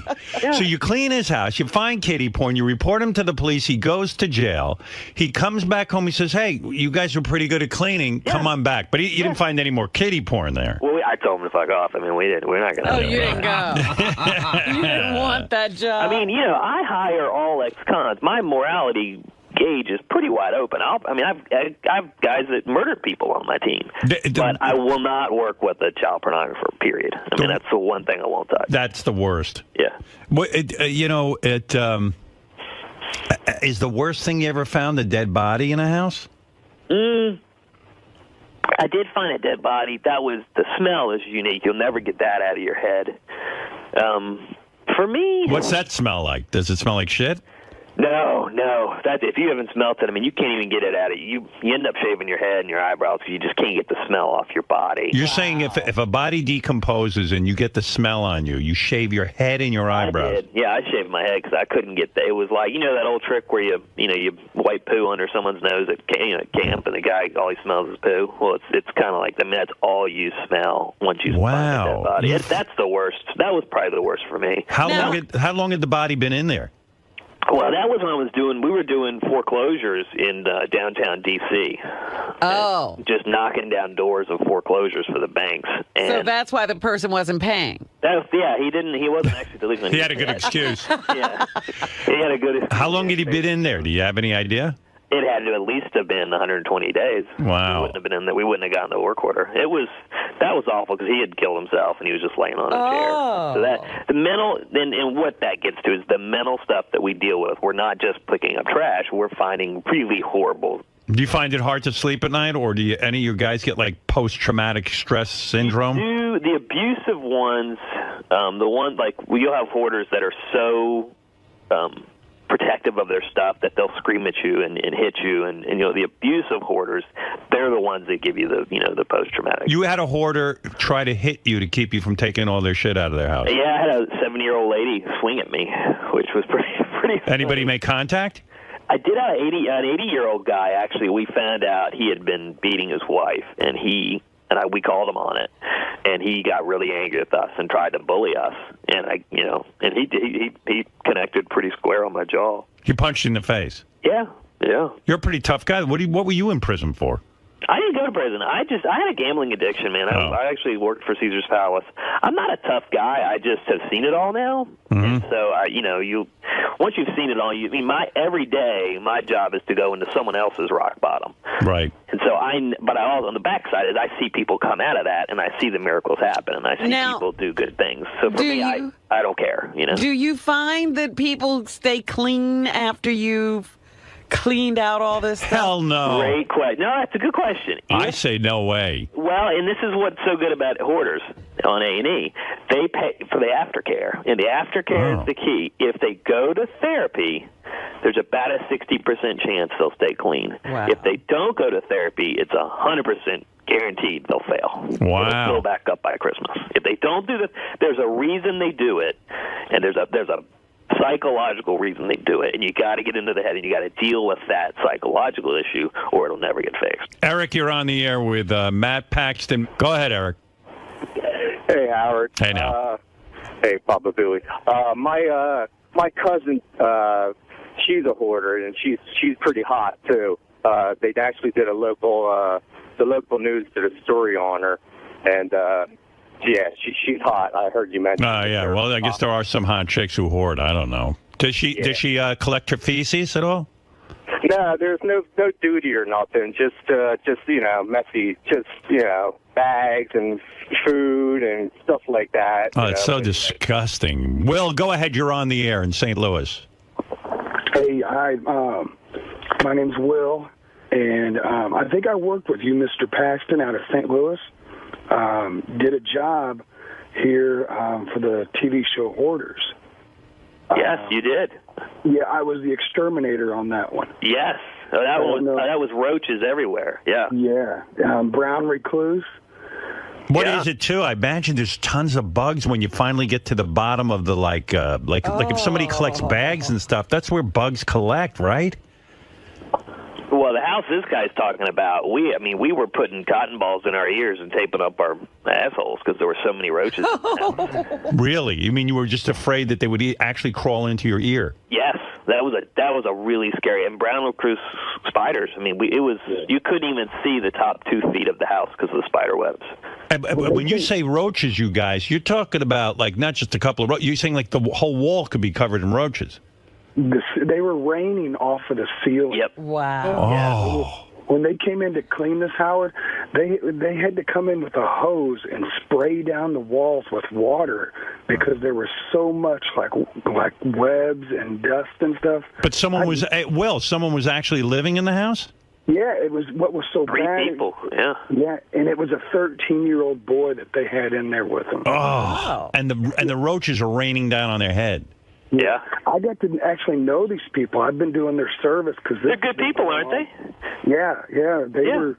I never met the husband, but the wife, me and her actually really got to kind of know each other because I've been back to that house. And did you ever say to her, "How could you live with so many roaches?" Yeah, well, she blamed it on her husband. But, well, when you get to that point in life, it's easy to it's just easier to blame it on other people. And that was the triangle family that everyone was blaming on each other. But that 13-year-old kid is such a good kid. We didn't care if we were getting rained on by roaches. You just wanted to help that kid, man. So did Child Protective Services take the kid out of the home and like? Yeah, that's how we got called in. Yeah, and he wasn't allowed back in until we cleaned it out. Oh, they sent him back. Well, no, the families, I don't think they're back in, are they? No, not yet. They still. Well, see, what ended up happening is because everything went so wrong and the cleanup and everything, the house, they came in and sanitized the inside of the house, but it's never been cleaned yet.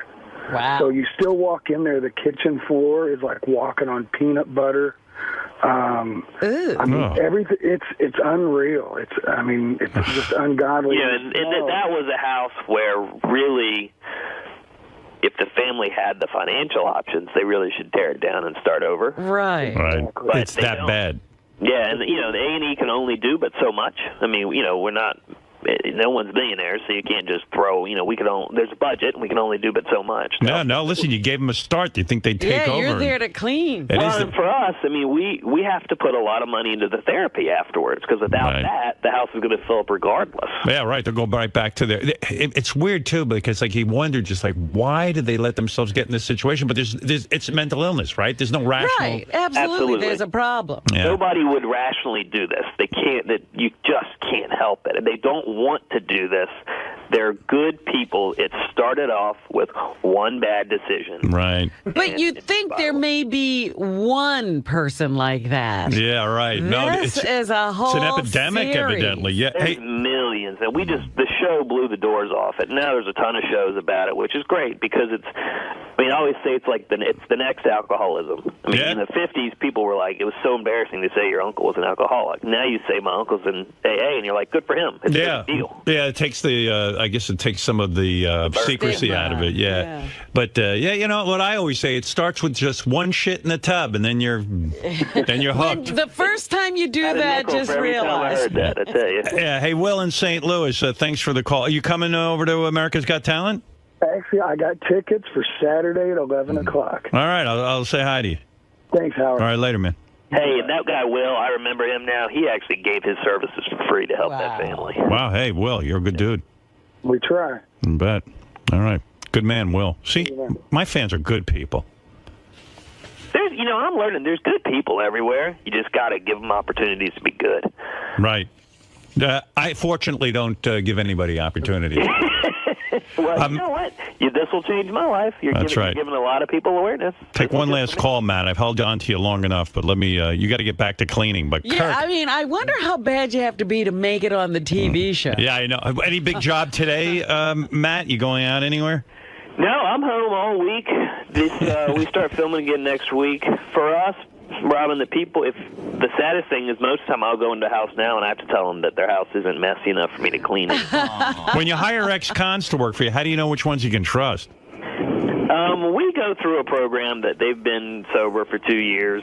And I see. You can't trust all of them, but there's a lot of those dudes are, those guys. I want the ones that if they sneeze wrong, they're going back to prison tomorrow. Kirk, what's right? They have something to lose. Hey, Kirk, go ahead. You have the last word with Matt.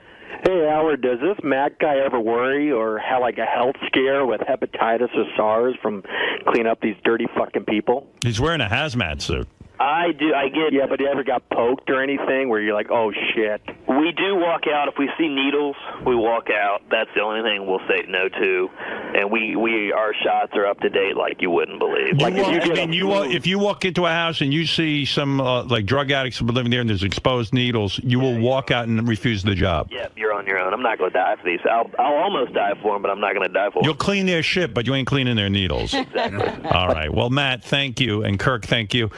Matt Paxton on the season finale of Hoarders. Oh, Sour Shoes has a question. How can you refuse him? Matt, one last question. Yes, Sour Shoes. Hi, Matt. Matt, when you have to clean up the poo-poo in the house, when it's in the living room, is it in 5-gallon buckets, or how is the poo? Is it on the floor, or is it... Sour Shoes, I thought you were going to ask... He's asking in his baby voice. I know. Yeah. Sometimes it's in buckets, sometimes it's just laying in open diapers, and sometimes it's on the wall. All right. I shouldn't have gone to that. All right. Let's just say also check out Matt's podcast, available on iTunes at 5decisionsaway.com. Hey, Matt, fascinating. Hey, guys, thanks so much for the time. I really appreciate you letting everybody know about this. I might have to call you in for helping out with cleaning out JD's office. I'm seeing a lot of magazines and things. Absolutely. Bring it. I'll do it. I'll clean up anything. All right, Matt. Guys, thanks so much. Later. Thank God for interesting him. work, actually. Yeah, thank God for him. He found a niche and he filled it.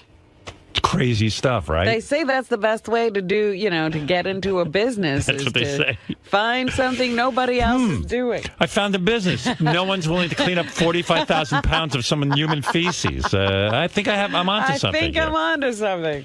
Hey, good for him, though. Covering addict. Yeah, he's giving other people second chances. It's a good deal. Yeah, well, there you go. That was great. That was great. The best line was when he goes, "We were putting cotton balls in our ears and taping up our assholes." Are you a hoarder?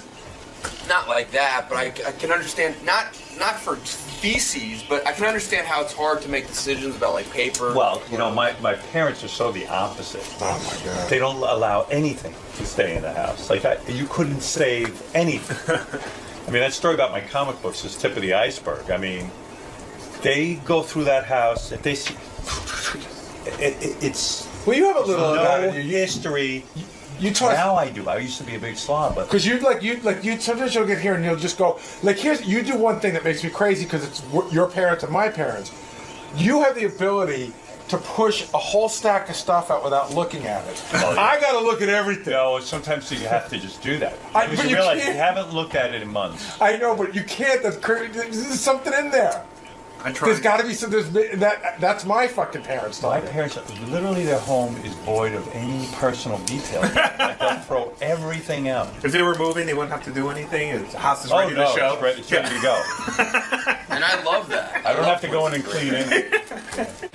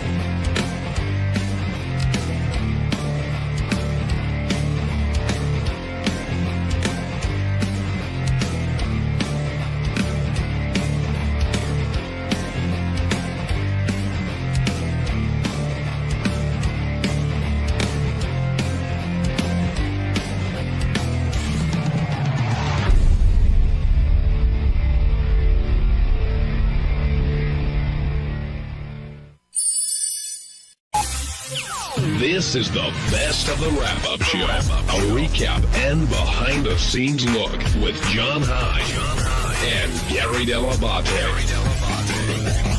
The best of the wrap-up show begins now.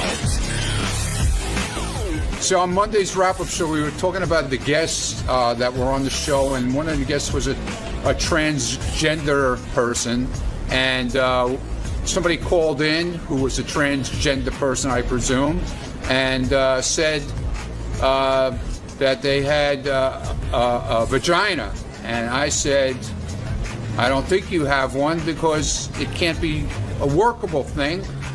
And we got into this whole altercation where she was mad at me, but I wasn't mad at her. I was just trying to bring out a point. But you should check it out and see what happens.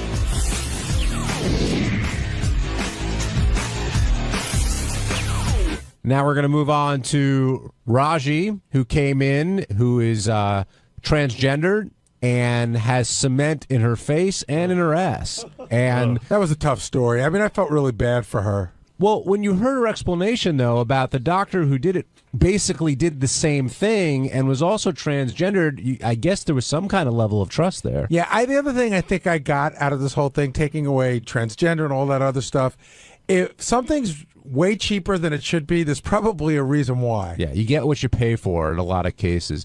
Did you know that tranny was an offensive term? That's what ISIS was saying. Really? I didn't know that. What do I? Are you going to stop using it?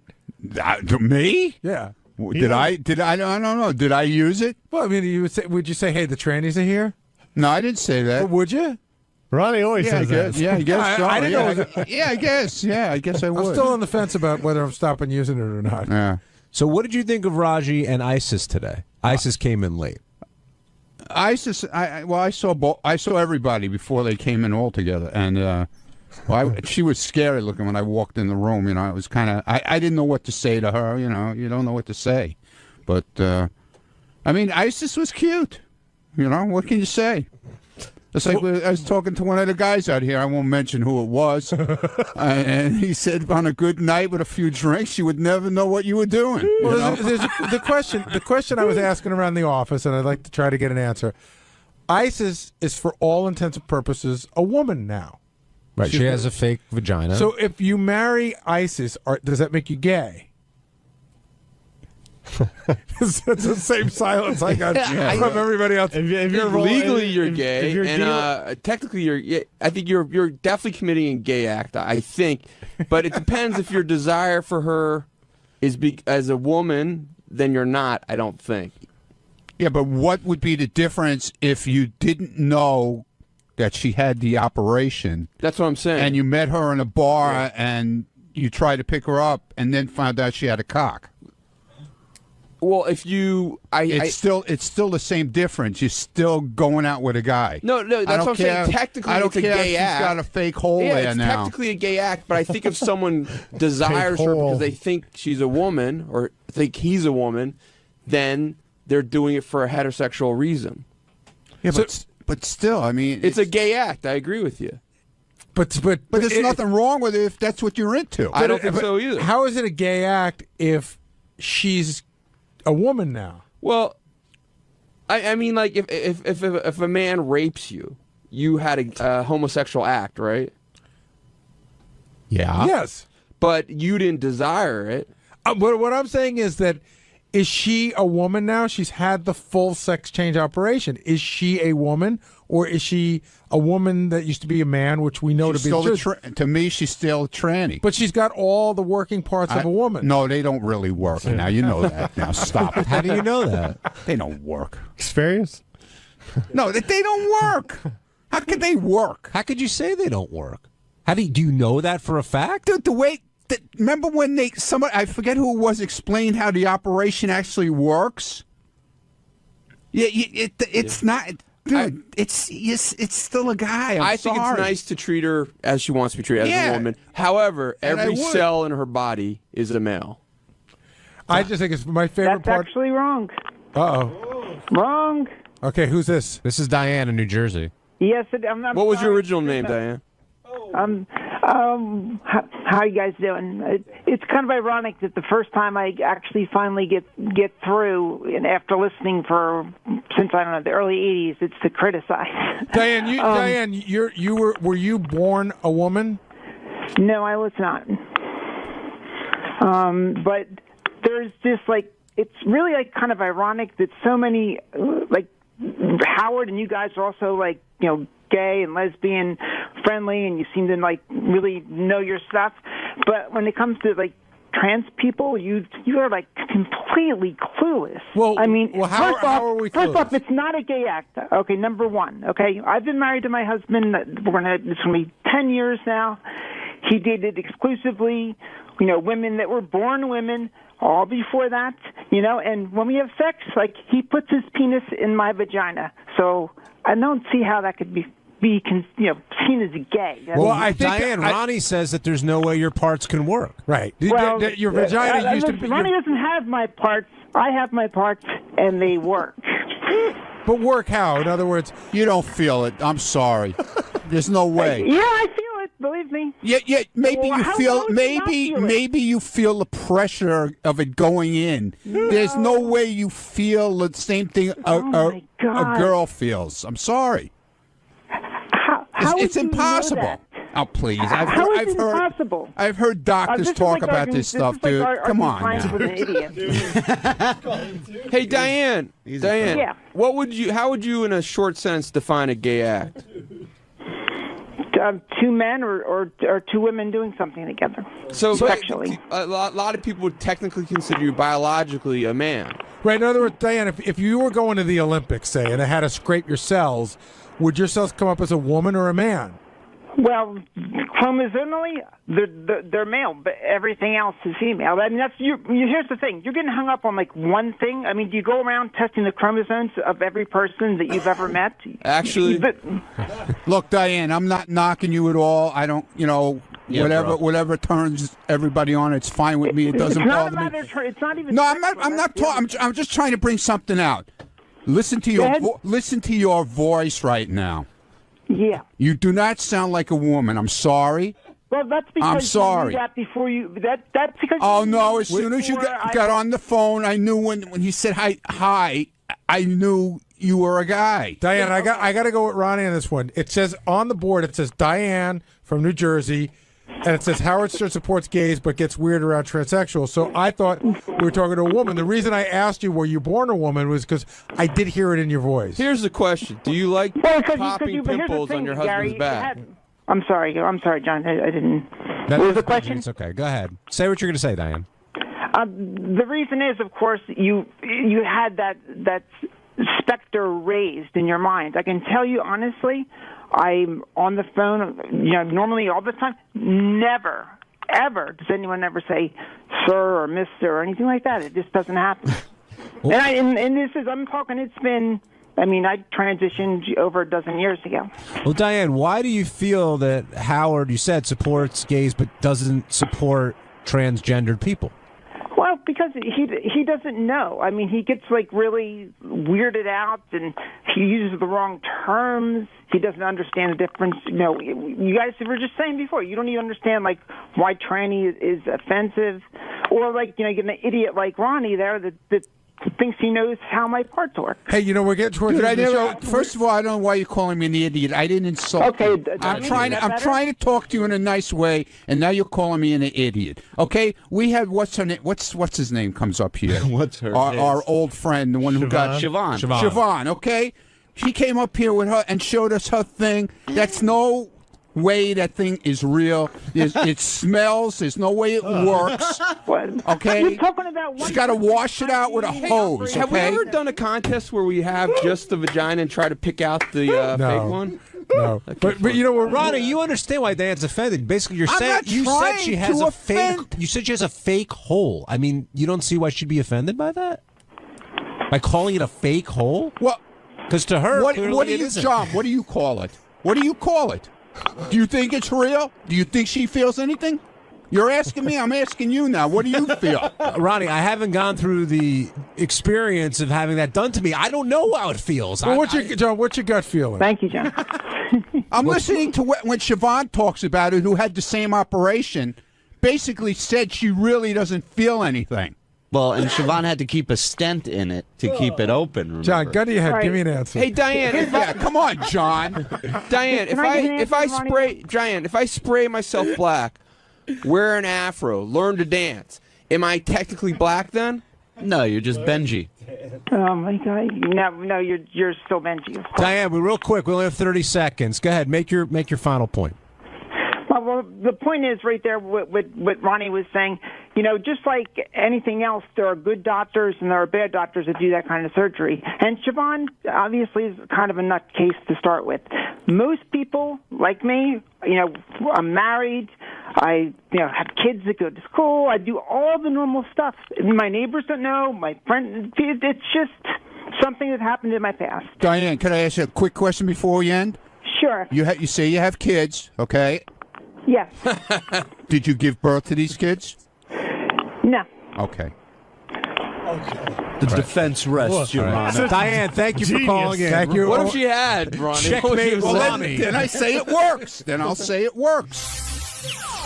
Hey, it's 𝗪𝗏𝗏𝗏, Baba Booey. On Tuesday's wrap-up show, we talked about the bad day that I was having, how Howard yelled at me, how I yelled back at him, how Howard was mad at me for going to the Springsteen show, how 𝗪𝗏𝗏 agreed that I shouldn't have gone to the show, and all the crap that went on the show that day. Here's how it went.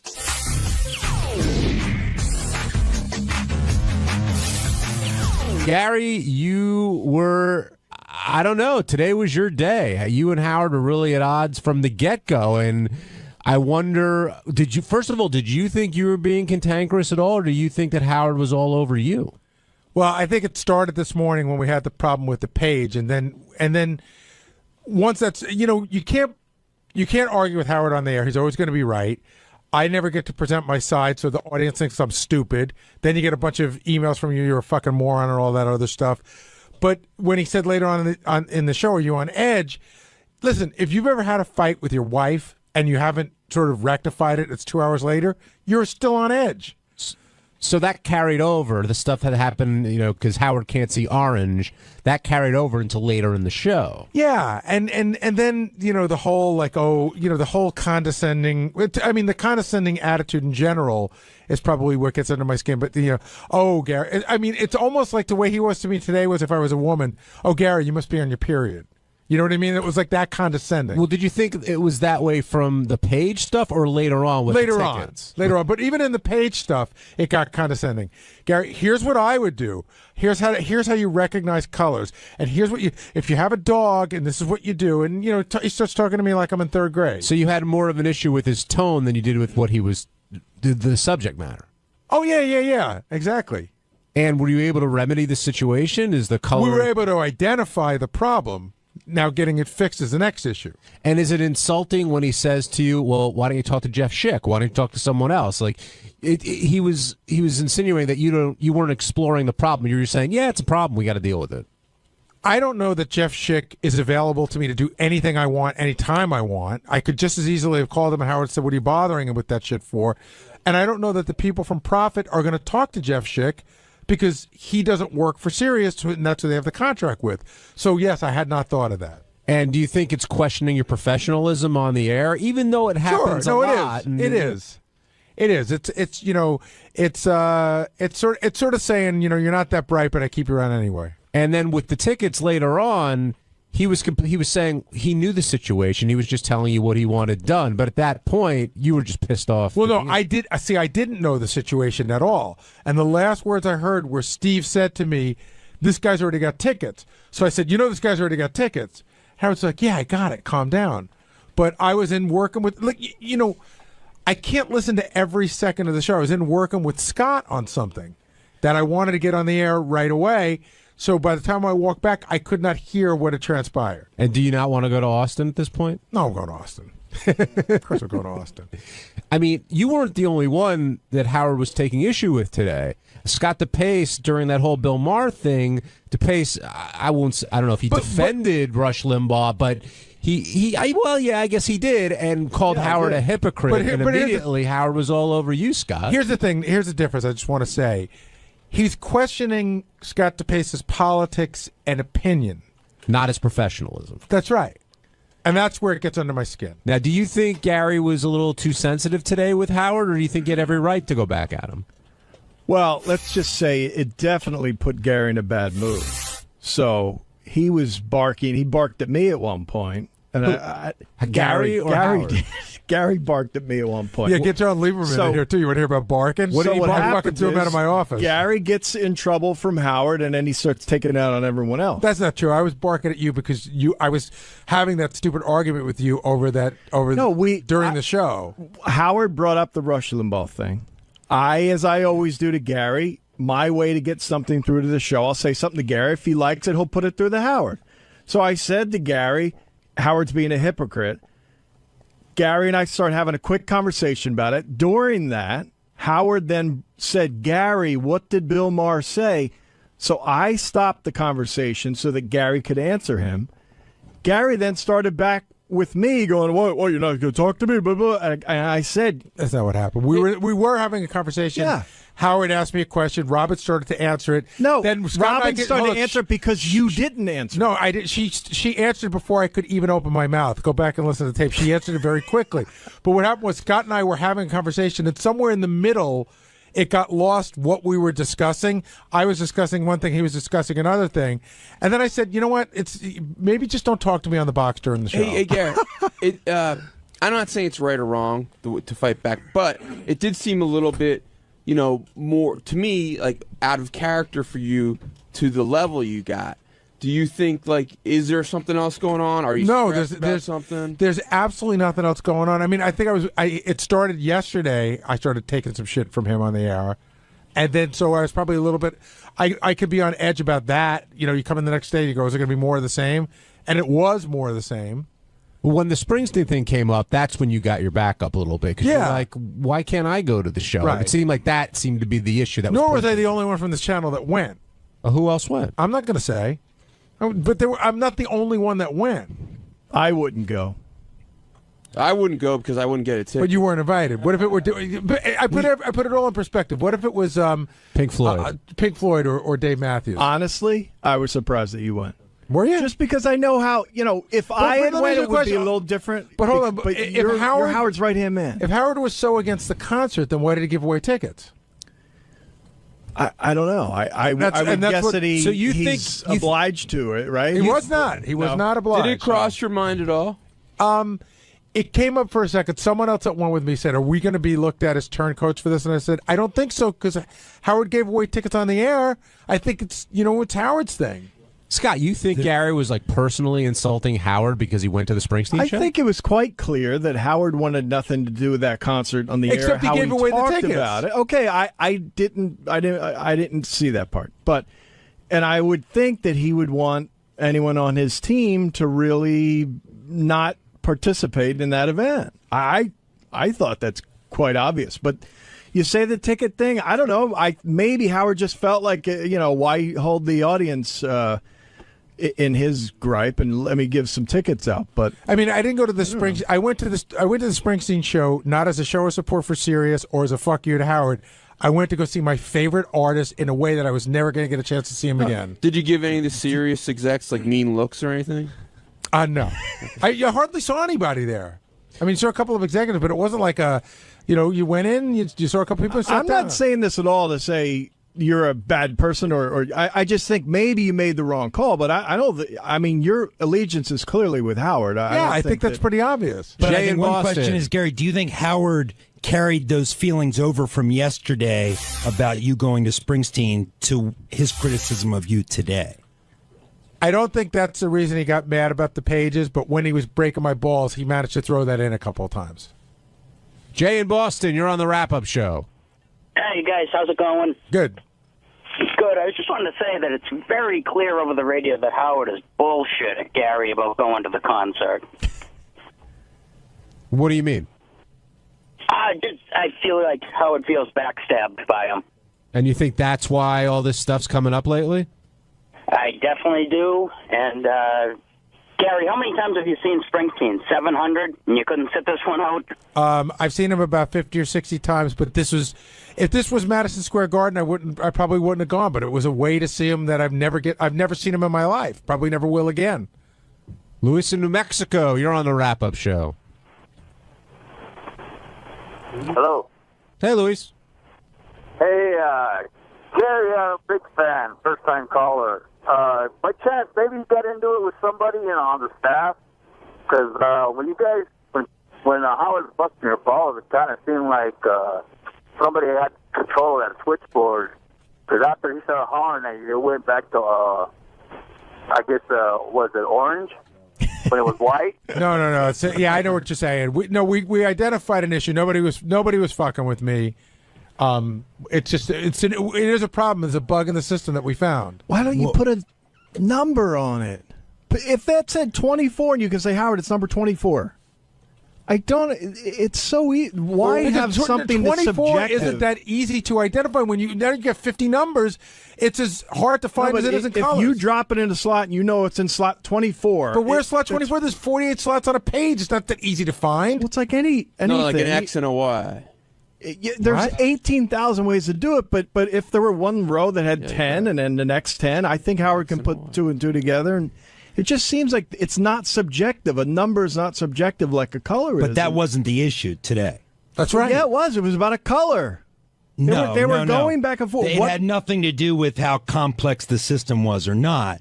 JD actually pointed out the glitch, which surprised me and got Gary snapped at me a little bit when I was asking Gary, what is your reaction to the fact that JD identified the glitch, not the Prophet people? And that was the first time Gary snapped at me. I thought it was a dumbass question. The reason why... No, and I'll tell you why, because the Prophet people weren't here. How could... In other words, anybody... Hold on a second, John. Anybody that could have worked on it hadn't even been called yet. So... what your response was... Anybody who knows the Prophet system would have been able to identify it, but you didn't. JD did. No, I said that said. anybody who is working with the system that knows how to look for that stuff hadn't looked at it yet. So I don't know what the big surprise was. Yeah, cool. JD found it. He figured it out. That's all I was asking. But you were making it sound like, am I shocked that JD found it when a guy that works at the profit system couldn't find it? That's how I took it. I thought it was a dumb question. As a reporter, they had just gotten into it. Then there was a break. So I asked Gary the question. I said, Gary, what do you expect from Howard during this break? And he goes, fuck you. Get out of my face. I've been doing this 30 years. I worked during the break. I didn't say I've been doing this 30 years. I was pissed at him.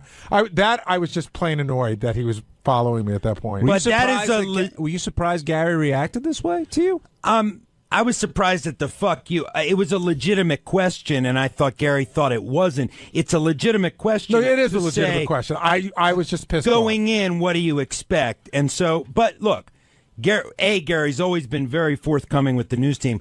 And secondly, he was getting it from all sides today. You had cameras in your face, microphones, all that. Here's what I will say to you, John.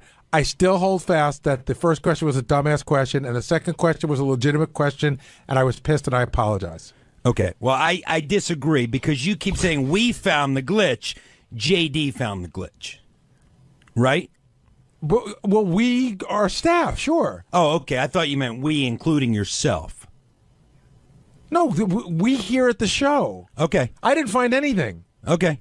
All right. I want to move on. Nor did I ever insinuate that. Okay. Thanks, John. Thanks. Who came in? John looks dissatisfied with that answer, by the way. Why are you shaking your head, John? No, I think it's a little disingenuous. Gary said a few times, we found the glitch, and I just wanted to pinpoint it because I think a lot of people back there were surprised. JD found the glitch. Scott, the engineer, then relayed that message to Gary. That's all I was saying. Are you saying like I was taking credit for it? You insinuated that you helped find the glitch. I think. Maybe I heard wrong, but that's what I thought. Did anybody else hear that? Or I'm not picking a fight. No, I know. I just think I think you're being picky about when I say we found it. That's what I would say to Howard. And when I went in, I told Howard that JD in fact found it. I guess I was saying we when we were talking, but in the greater we. Yeah. Okay. I don't think there was anything more to it than that. I think if you ask the staff here, I think you'll find that I'm the last person on the staff to try to take credit for what somebody else did. We never do that. On Wednesday's wrap-up show, Sal was back to explain how he mispronounced 𝗦𝗵cie𝘄's name as Ellie. But the great thing about Sal is that he'll never admit he's wrong. And we found out what Sal meant by why magazines talk, and it's just another fascinating insight into the mind that is Sal Governale. Not too deep, but thoroughly entertaining.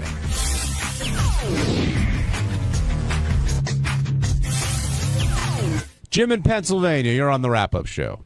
I wanted to talk about the 𝗦𝗵cie thing. Go right ahead. Yeah, I wanted to call bullshit on Sal not knowing how to pronounce her name, because, I mean, for 25, 30 years, I've never heard anybody call her Ellie.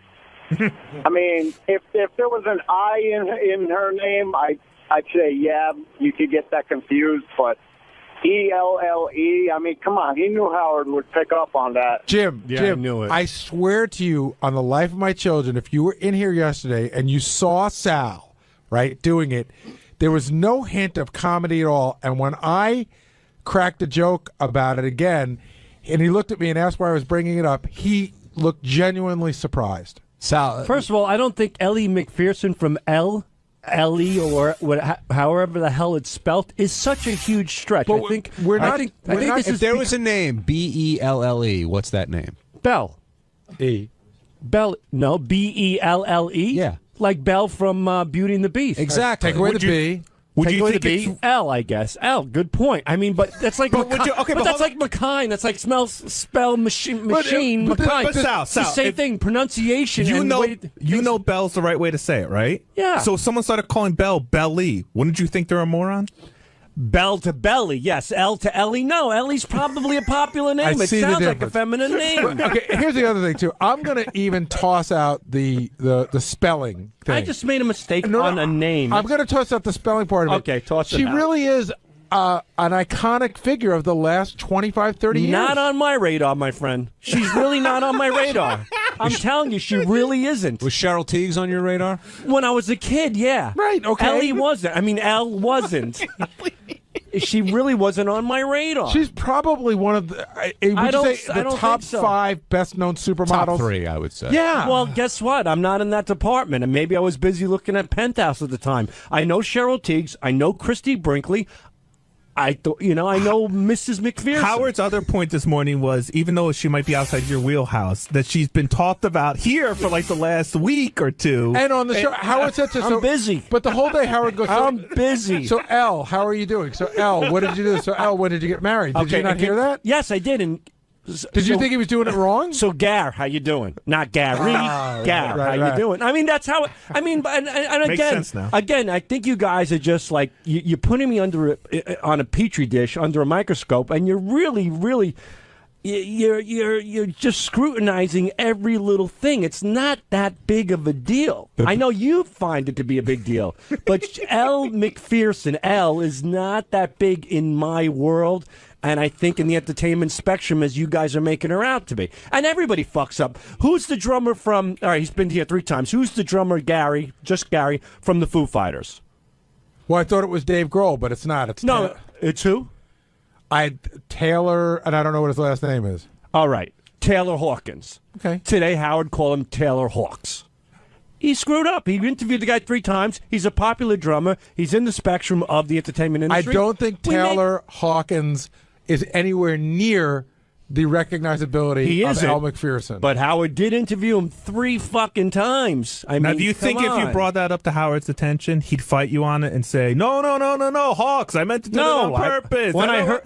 He'd say, you know what, I was wrong. I said his name wrong. I'm wrong too, but I don't think not as wrong as you think I am. I'm just not as wrong. The best thing today. I'm wrong. I'm not and stupid wrong. And the reason why I didn't go to Howard to argue it is because it's Howard. I waited to do it here. The great moment today was... I'm no idiot. I was waiting to go in and do my update. Well, maybe a little bit. And Sal comes over to me. He goes, I knew it was Elle. And I go, no, you didn't. I knew it. And he goes, Jesus, I can't even pull that off. Like, he tried to, and he didn't know it. It was a mistake. It was funny. But Jason's right. The issue wasn't the mistake. It was more how you fought it with Robin telling her that magazines don't talk. And, she goes, can't you read magazines? Yeah.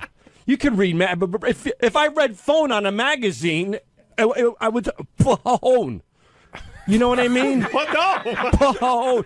Like, I don't know what you mean. Like, she's saying just because it's written, you should be able to announce it. Yes. If I see phone on a magazine, yes, you don't say phone. You say phone. A magazine doesn't speak. That was my point. Did you think it was called Ellie Magazine? He did. Oh, she has that magazine. That's right. That's the magazine. I didn't even know that. Now it's all coming. I've heard of the magazine, sure. What about VOGUE? That one is okay. If it's Vogue, right. Vogue. Well, right. If a magazine could speak, you would say they would say Vogue. Otherwise you would see it as Vogue. Robin. Oh, you wouldn't. I'm saying Robin. Guys, the point I'm trying to make is that Robin's argument doesn't hold water. She's saying that it's written on the magazine. Right. That doesn't matter. I guess now that it's a cover of a magazine and it's a popular magazine, I know what she's saying. But even then, I don't know. I know the magazine, Elle Magazine. Elle, Yeah. Anthony in Texas, you're on the wrap-up show. Hey, what's going on, guys? What's up, Anthony? Hey, first of all, happy birthday, Gary. Thank you. I'm talking about what's the name, Sal.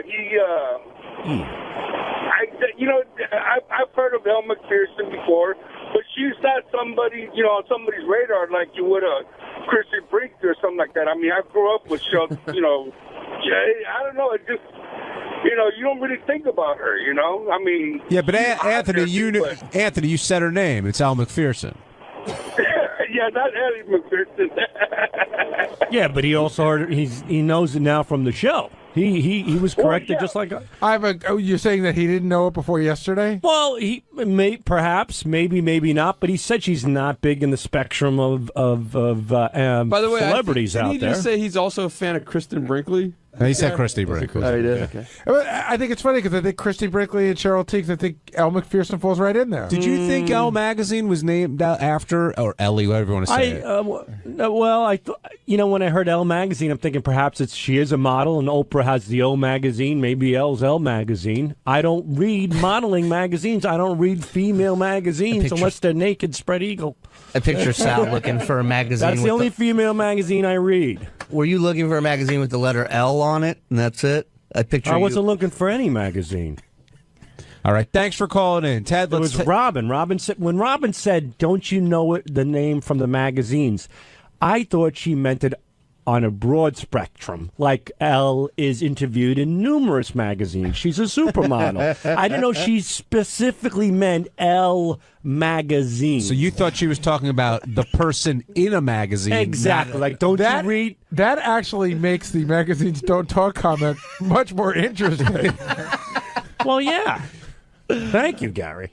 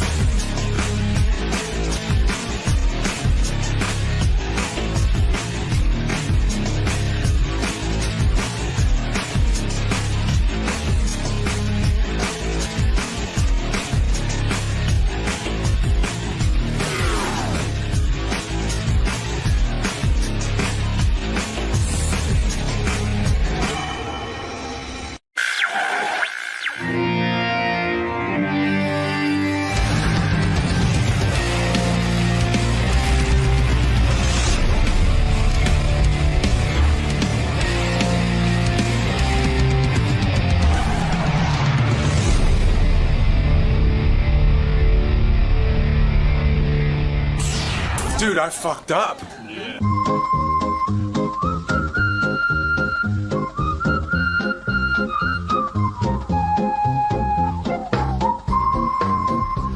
They're on the line right now. Security does. Was she booked for today? I had no idea.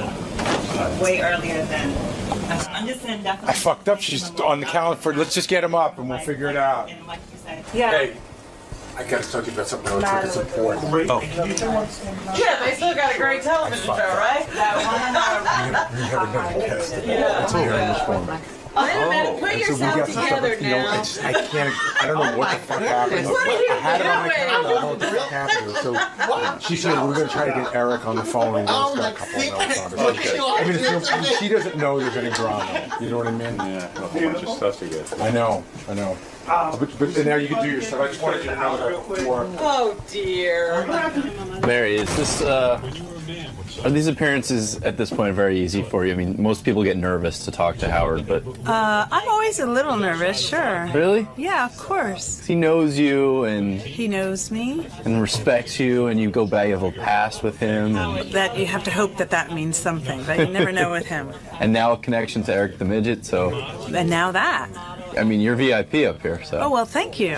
That's nice. That'll help me. That takes a little of the nerves away. good. All right, we'll see you in the studio. Okay, Mary. honey. Thank you. Thank you. In a couple of seconds, we'll be talking to Mary McCormick, Ooh, who Gary forgot was coming in today. you're kidding. No, he never told me. I knew. She's Eric knew. here, and he forgot her?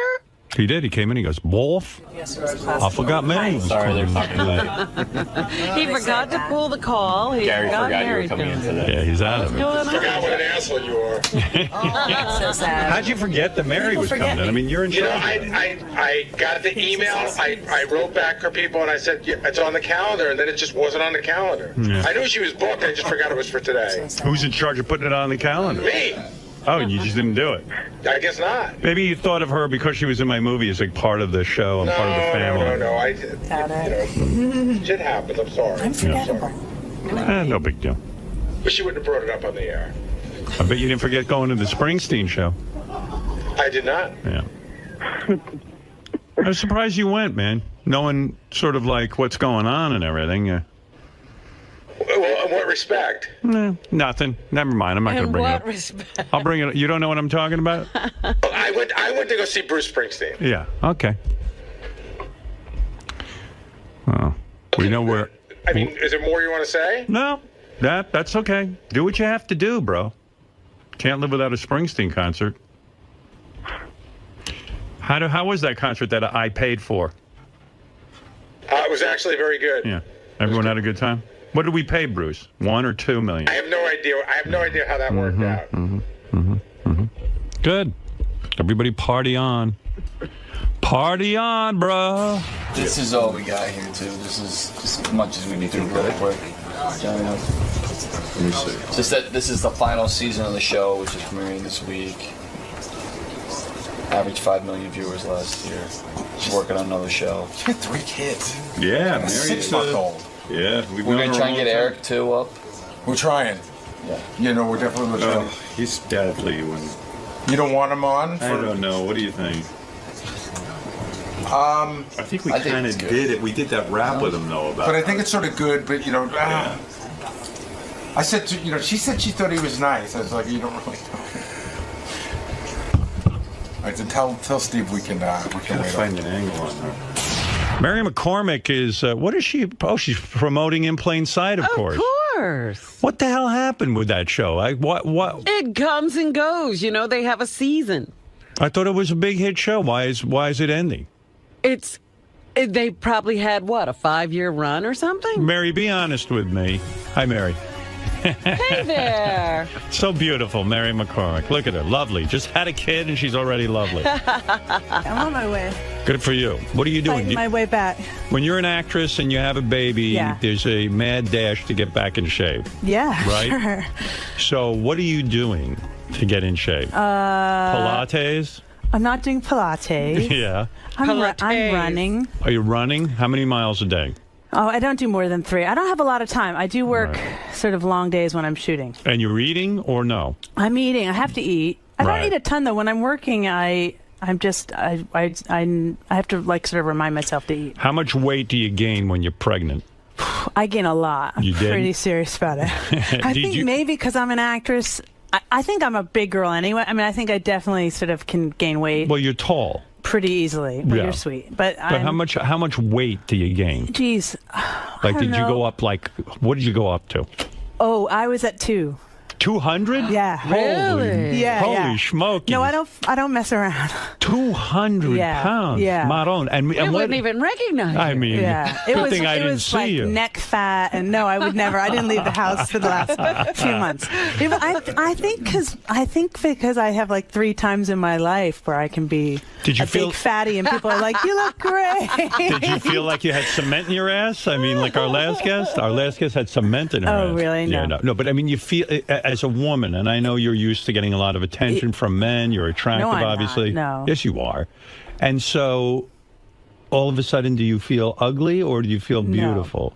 No, I don't feel beautiful. I don't feel beautiful or powerful. I feel disgusting. And sex with your husband goes on during pregnancy, or you just back off? It does, but I think it's like I feel sorry for him. It's mercy sex. Yeah, a little. I feel sorry for him. I don't know. I don't know what he feels, but he's kind. I married a kind man. And was he like, no, you're so beautiful, you glow. He says the perfect thing. He said I married the right guy. And were you like, look, it's perfectly fine with me if we don't fuck during my pregnancy? No, because I think probably he wants to have sex too. I think like I don't want to be a lame wife in that area. I mean, I'm but already why not just jerk him off and then like you won't have to deal with the whole sex? But although maybe you wanted to have sex during the pregnancy, but at some point, at a certain point, you don't really want to have sex because you're in so much. The 6 month by then, no more. Yeah, well, you just get so uncomfortable. I mean, you feel kind of gross and protective of the baby, and even though there's nothing wrong with that, I don't know. You just start to feel like, your boobs hurt. I mean, everything hurts. And if you get up to 200 pounds, you're like, hey, suddenly I'm like a mercy. I was unbelievable. Wow, I can't imagine. But I did that. I became huge with each of the babies. Are you a breastfeeder? Do you feed I did breastfeed with each of them. And doesn't that supposedly like shrink your vagina or your uterus or something? It says it shrinks your uterus back a little, and I think initially it does, but I really lose all my weight after I stop breastfeeding because you need fewer calories. Like when you're breastfeeding, you're famished all the time, or at least I am. I mean, you have to eat so much to make milk. How long are you going to breastfeed? Are you breastfeeding currently? I'm not. You're not. You're she's done. 6 months. She just turned 6 months. So you stop after what? 3 months? With this one, I stopped after 3 because I was back in running around with a gun and jeans, and I mean, I sort of felt like I owed. I have a crew of 200 people who, want me to show up and be able to shoot. I can't believe you had milk coming out of your titties. Lots. Wow. Oh, yeah. Well, I knew her before she boobs. ever had milk in her titties. It's true. It's true. I have big boobs, so I did not. I mean, I don't know if that matters, but I never had a problem making a lot of milk. But don't they recommend 1 year of breastfeeding if your kid's brain is going to form or something? That it makes her kids are not going to have brains? No, it makes the kids smarter. Tough break. Mommy's on TV. When you were working with Eric the Midget, did you breastfeed him? Did you attempt? Because sometimes you forget and he looks like a baby. You know what I mean? I did. I had Lillian on one and Eric on the other. Be honest. How was it? Eric, I'll put you on. Eric's on. You're a fellow actor. You're forever sort of attached to him now. I love Eric. You liked Eric? Yeah, he was lovely. By the way, there is a behind-the-scenes Howard TV special of In Plain Sight. And with Eric? With Eric the actor. And Mary is a part of it. I see her there on the set. Wonderful. And she's schmoozing Eric, and Eric stares at her and doesn't say a fucking word. Anything to her either. He didn't say that. No, we had a few conversations. There is a piece of tape that's part of this special that will be on Howard TV where he somehow gets what's that actress? Tia Carrera into his, did you know this? No. He gets Tia Carrera into his trailer and she shows up and she's like, okay, they tell her there's a guy in a wheelchair wants to meet her, so she can't say no. She gets into Eric's trailer and she goes, oh, hi, Eric. And he's like, and then she goes, Eric, so how do you enjoy working on In Plain Sight? She's trying to be nice to him and start a conversation. He's like, good. And now Tia Carrera is staring at him, waiting. She knows she can't just walk away. So then she goes, well, Eric, did you like being an actor? Yes. Does she know that he's on the show? I don't know, but I felt so... Eric, she was so trapped with you. Good Lord, you have no rap with women. Yeah, right. Okay, whatever. Hey, dude, wait till you see this show. You're in there with Tia Carrera. You finally get her in there and nothing happens. I love it. That's Eric's theme music. Yeah. You're like, yeah. How are you? Oh, wait. I'm sorry. You want to talk to Mary. Go ahead. I'll be quiet. Sorry, Eric. Hey, this is Eric with a girl. All right. All right, here we go. So how are you doing this morning? I'm all right. Eric, how are you? I'm good. That's a wrap. How are things going on the set now? Things are okay. We're getting through it. We're in our second to last episode. Well, that's good. So is there going to be any rap parties or anything like that? Oh, there is a rap party. You're welcome to come. Yeah, but you'll have to fly him in and get him an oxygen tank. You got to get there yourself. Yeah, right. Eric, why don't you just go to the rap party? Will there be Pepsi?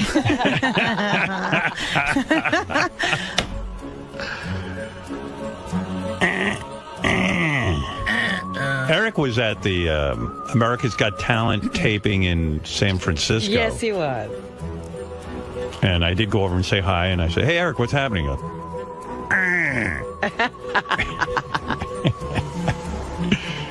But it was hard to talk. There was a lot of noise. A lot of noise in the room, huh? Eric, are you done with Mary? Mary, by the way, was very kind of you to put Eric in the show. Happy to. Yeah. How did he do, really? He did great. Yeah. Have you seen his work? I haven't seen it all cut together. Right. But I was there. Were you in the told scene that with he him. did a good job? Yeah. Yeah. Yeah, I think he did great. Yeah. Mary says you did great. She's a tough critic.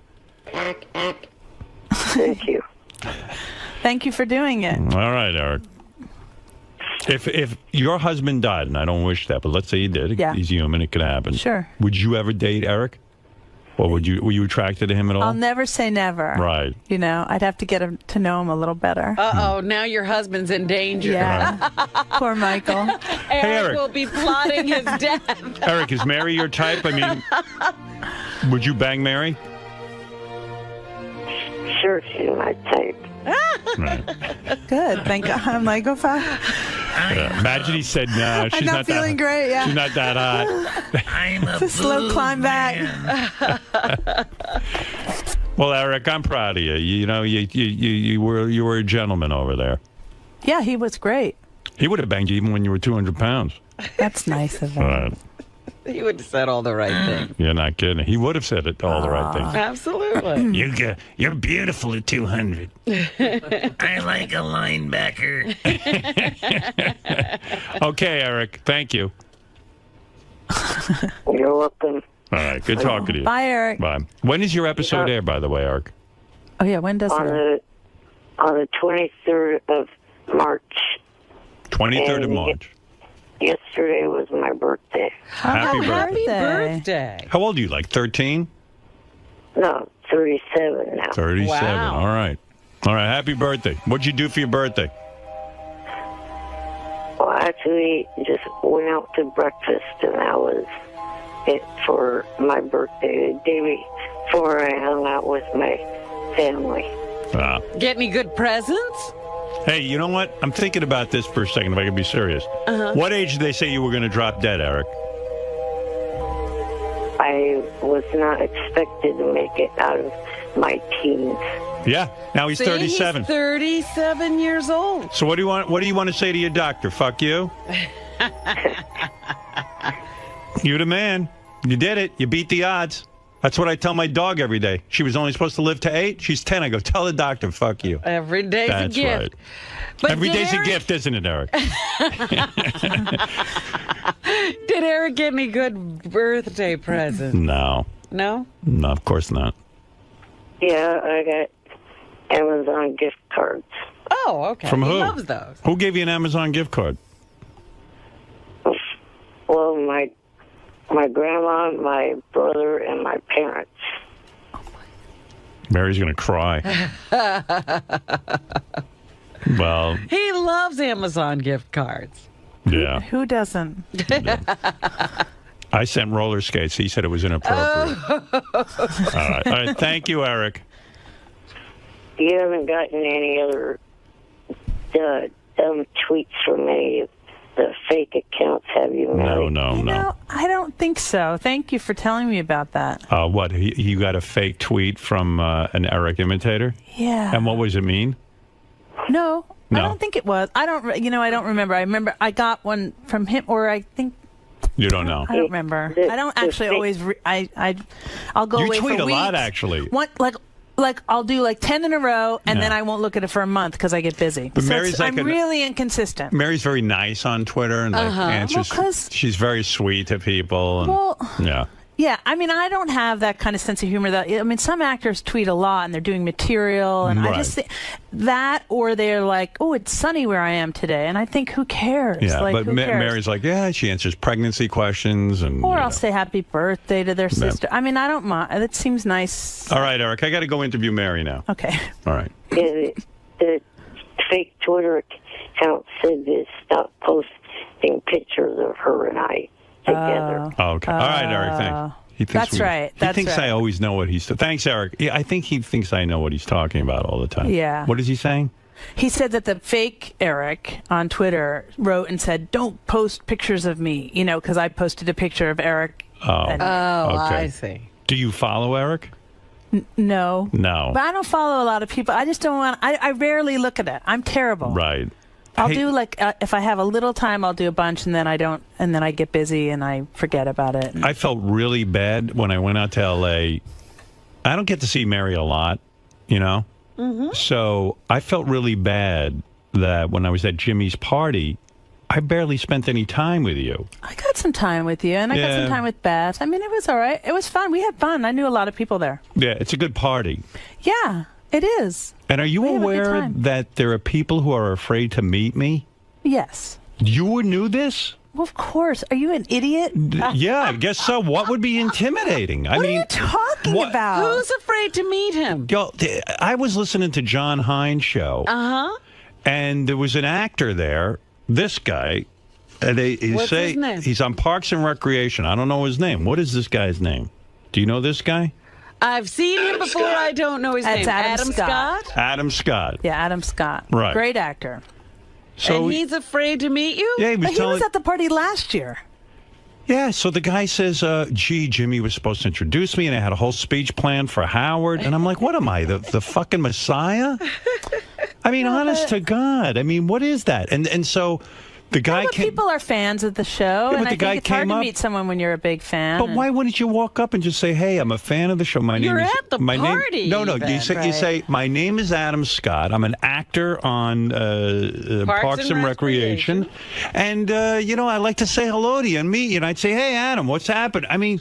What is this all of a sudden? People are afraid to meet me. All of a sudden? All of a sudden? What is it about me? Yeah, he doesn't hear the reputation he has. You tell me, Mary. What is it? No, Robin, you tell him. No, Mary, what is it? Well, I don't know, because I didn't know you as... I mean, you've always been sweet to me, so right. I don't have those feelings, but I think people, it can be a tough room, it can be a tough interview.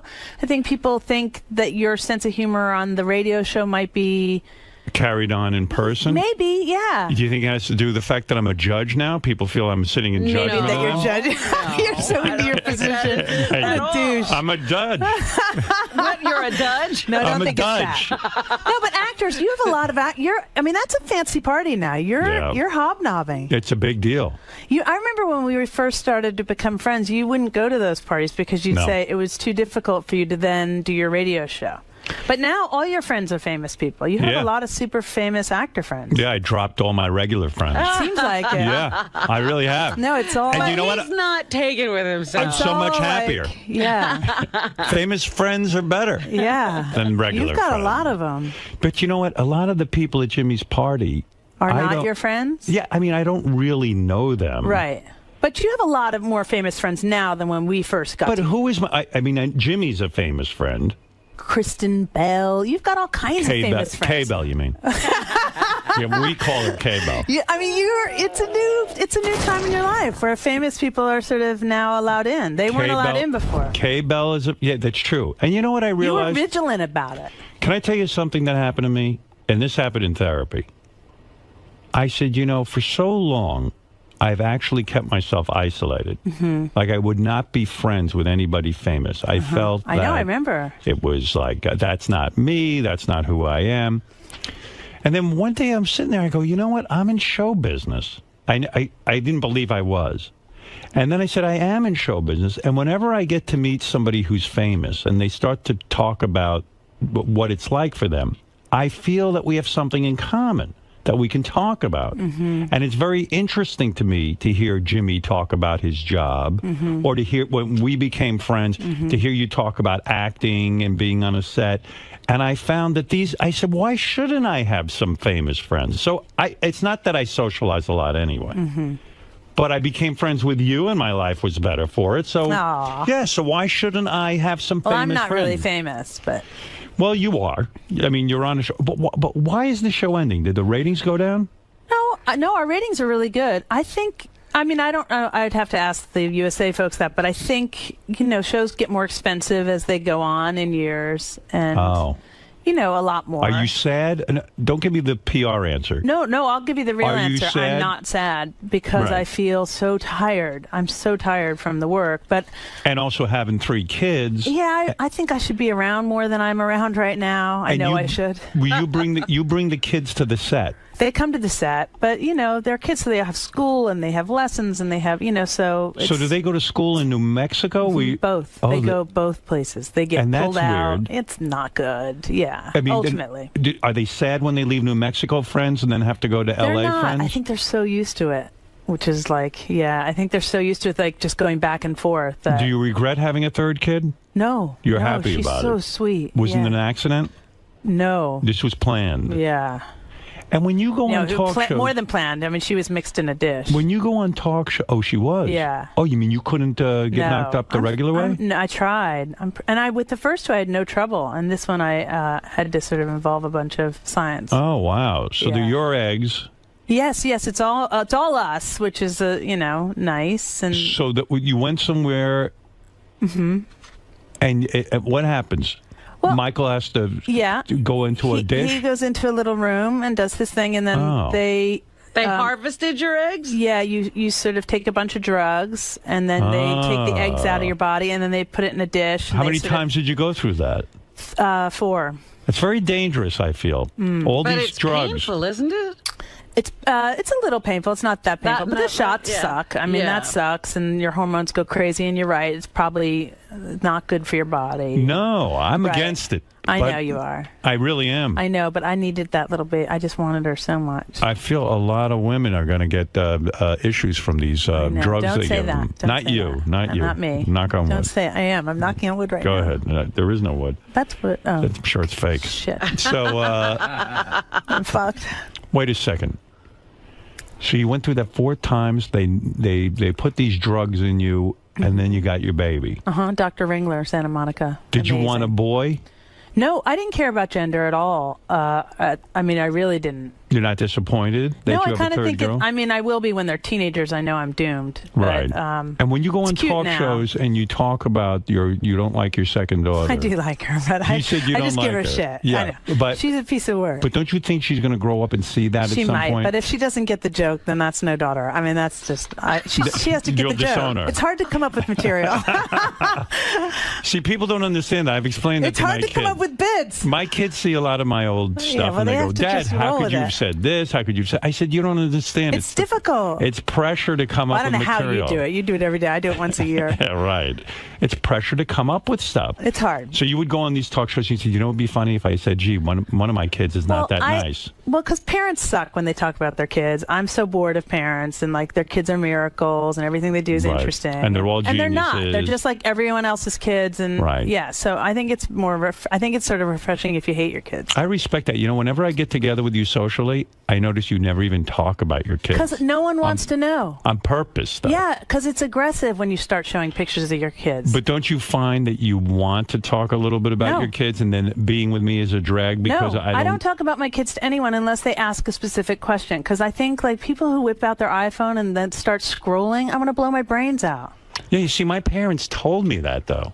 You see, and it's not good. My parents used to say, my mother would say, "We hate these people. They carry pictures of their children in their wallets, and they show them to us." Do you have pictures? Of course. Yeah. Okay. Well, But my at least she father has goes. Of course, it has nothing. Yeah, but listen, my Mary, husband the and I can pictures talk are- about my kids all day long. Right, the pictures but that's are for an you. appropriate audience. Yes. Absolutely. That's what I said. His parents wouldn't even carry pictures. No, my father goes, Oh. "I won't carry a picture of you. Why would I do that?" That's different. Yeah, No, and we I have a was lot just of like, pictures. do you hate me? No. And you know, when I had my kids, I made a point to carry a picture Yeah, of that's them. different. Of course, For that feels like myself. love. Of course, and also for them, so that then they see you have a picture. Yes, of them. yes. No, that's love. But I don't know that you have to share it with everyone else. Right. Unless, I mean, Beth is very, very sweet, like perfect manners, and always says, "I need to see an updated photo of Lil." Like she couldn't be That's sweeter. why I love her. She because could not be sweeter. And I don't care if she means it or not. It's like lovely. It's I've lovely. blocked out that you have kids. You know what I I mean? know. I don't You want to don't know know that that. anyone I has know. kids. I don't know. give I a get fuck it. to talk about kids. I like Mary when she doesn't have kids. I know. And then, but Beth is like an angel. She's She'll so go, sweet. You know, Mary, what Perfect do you think? What's this one? Lil? You know, I go, who's Lil? No, You know, she's so you know, sweet. I yeah. know. She has perfect manners. Yeah, right. No, She's you like- couldn't have done better. You, No, you she- definitely married well. She knows how to. She's lovely. Right. She's perfect. No, she's perfect. She asks all the questions. But I would never offer a picture of Lil unless someone wrote to me specifically, and maybe even 2 or 3 times. Yeah, and a lot said, of times- hey, you never sent that photo. Like, I just think parents bore me with the photos. Yeah, Beth will complain later when we get home, and then I'll say, well, why did you ask for the picture? She goes, well, I was being nice. I'm sure. I'm sure, but I do make her ask 2 or 3 times. I don't willy-nilly send No, her. you're smart. You're smart. So the show is ending, and now you're happy because you'll get out of New Mexico. I actually have loved it. I mean, I love the part. The show creator wrote a great part for me. And it has to be good money. It was great money, and it was fun. I worked with great people. I mean, there isn't a time when we're sitting around talking about you. I go, I wonder what Mary got paid to be on In Plain Sight.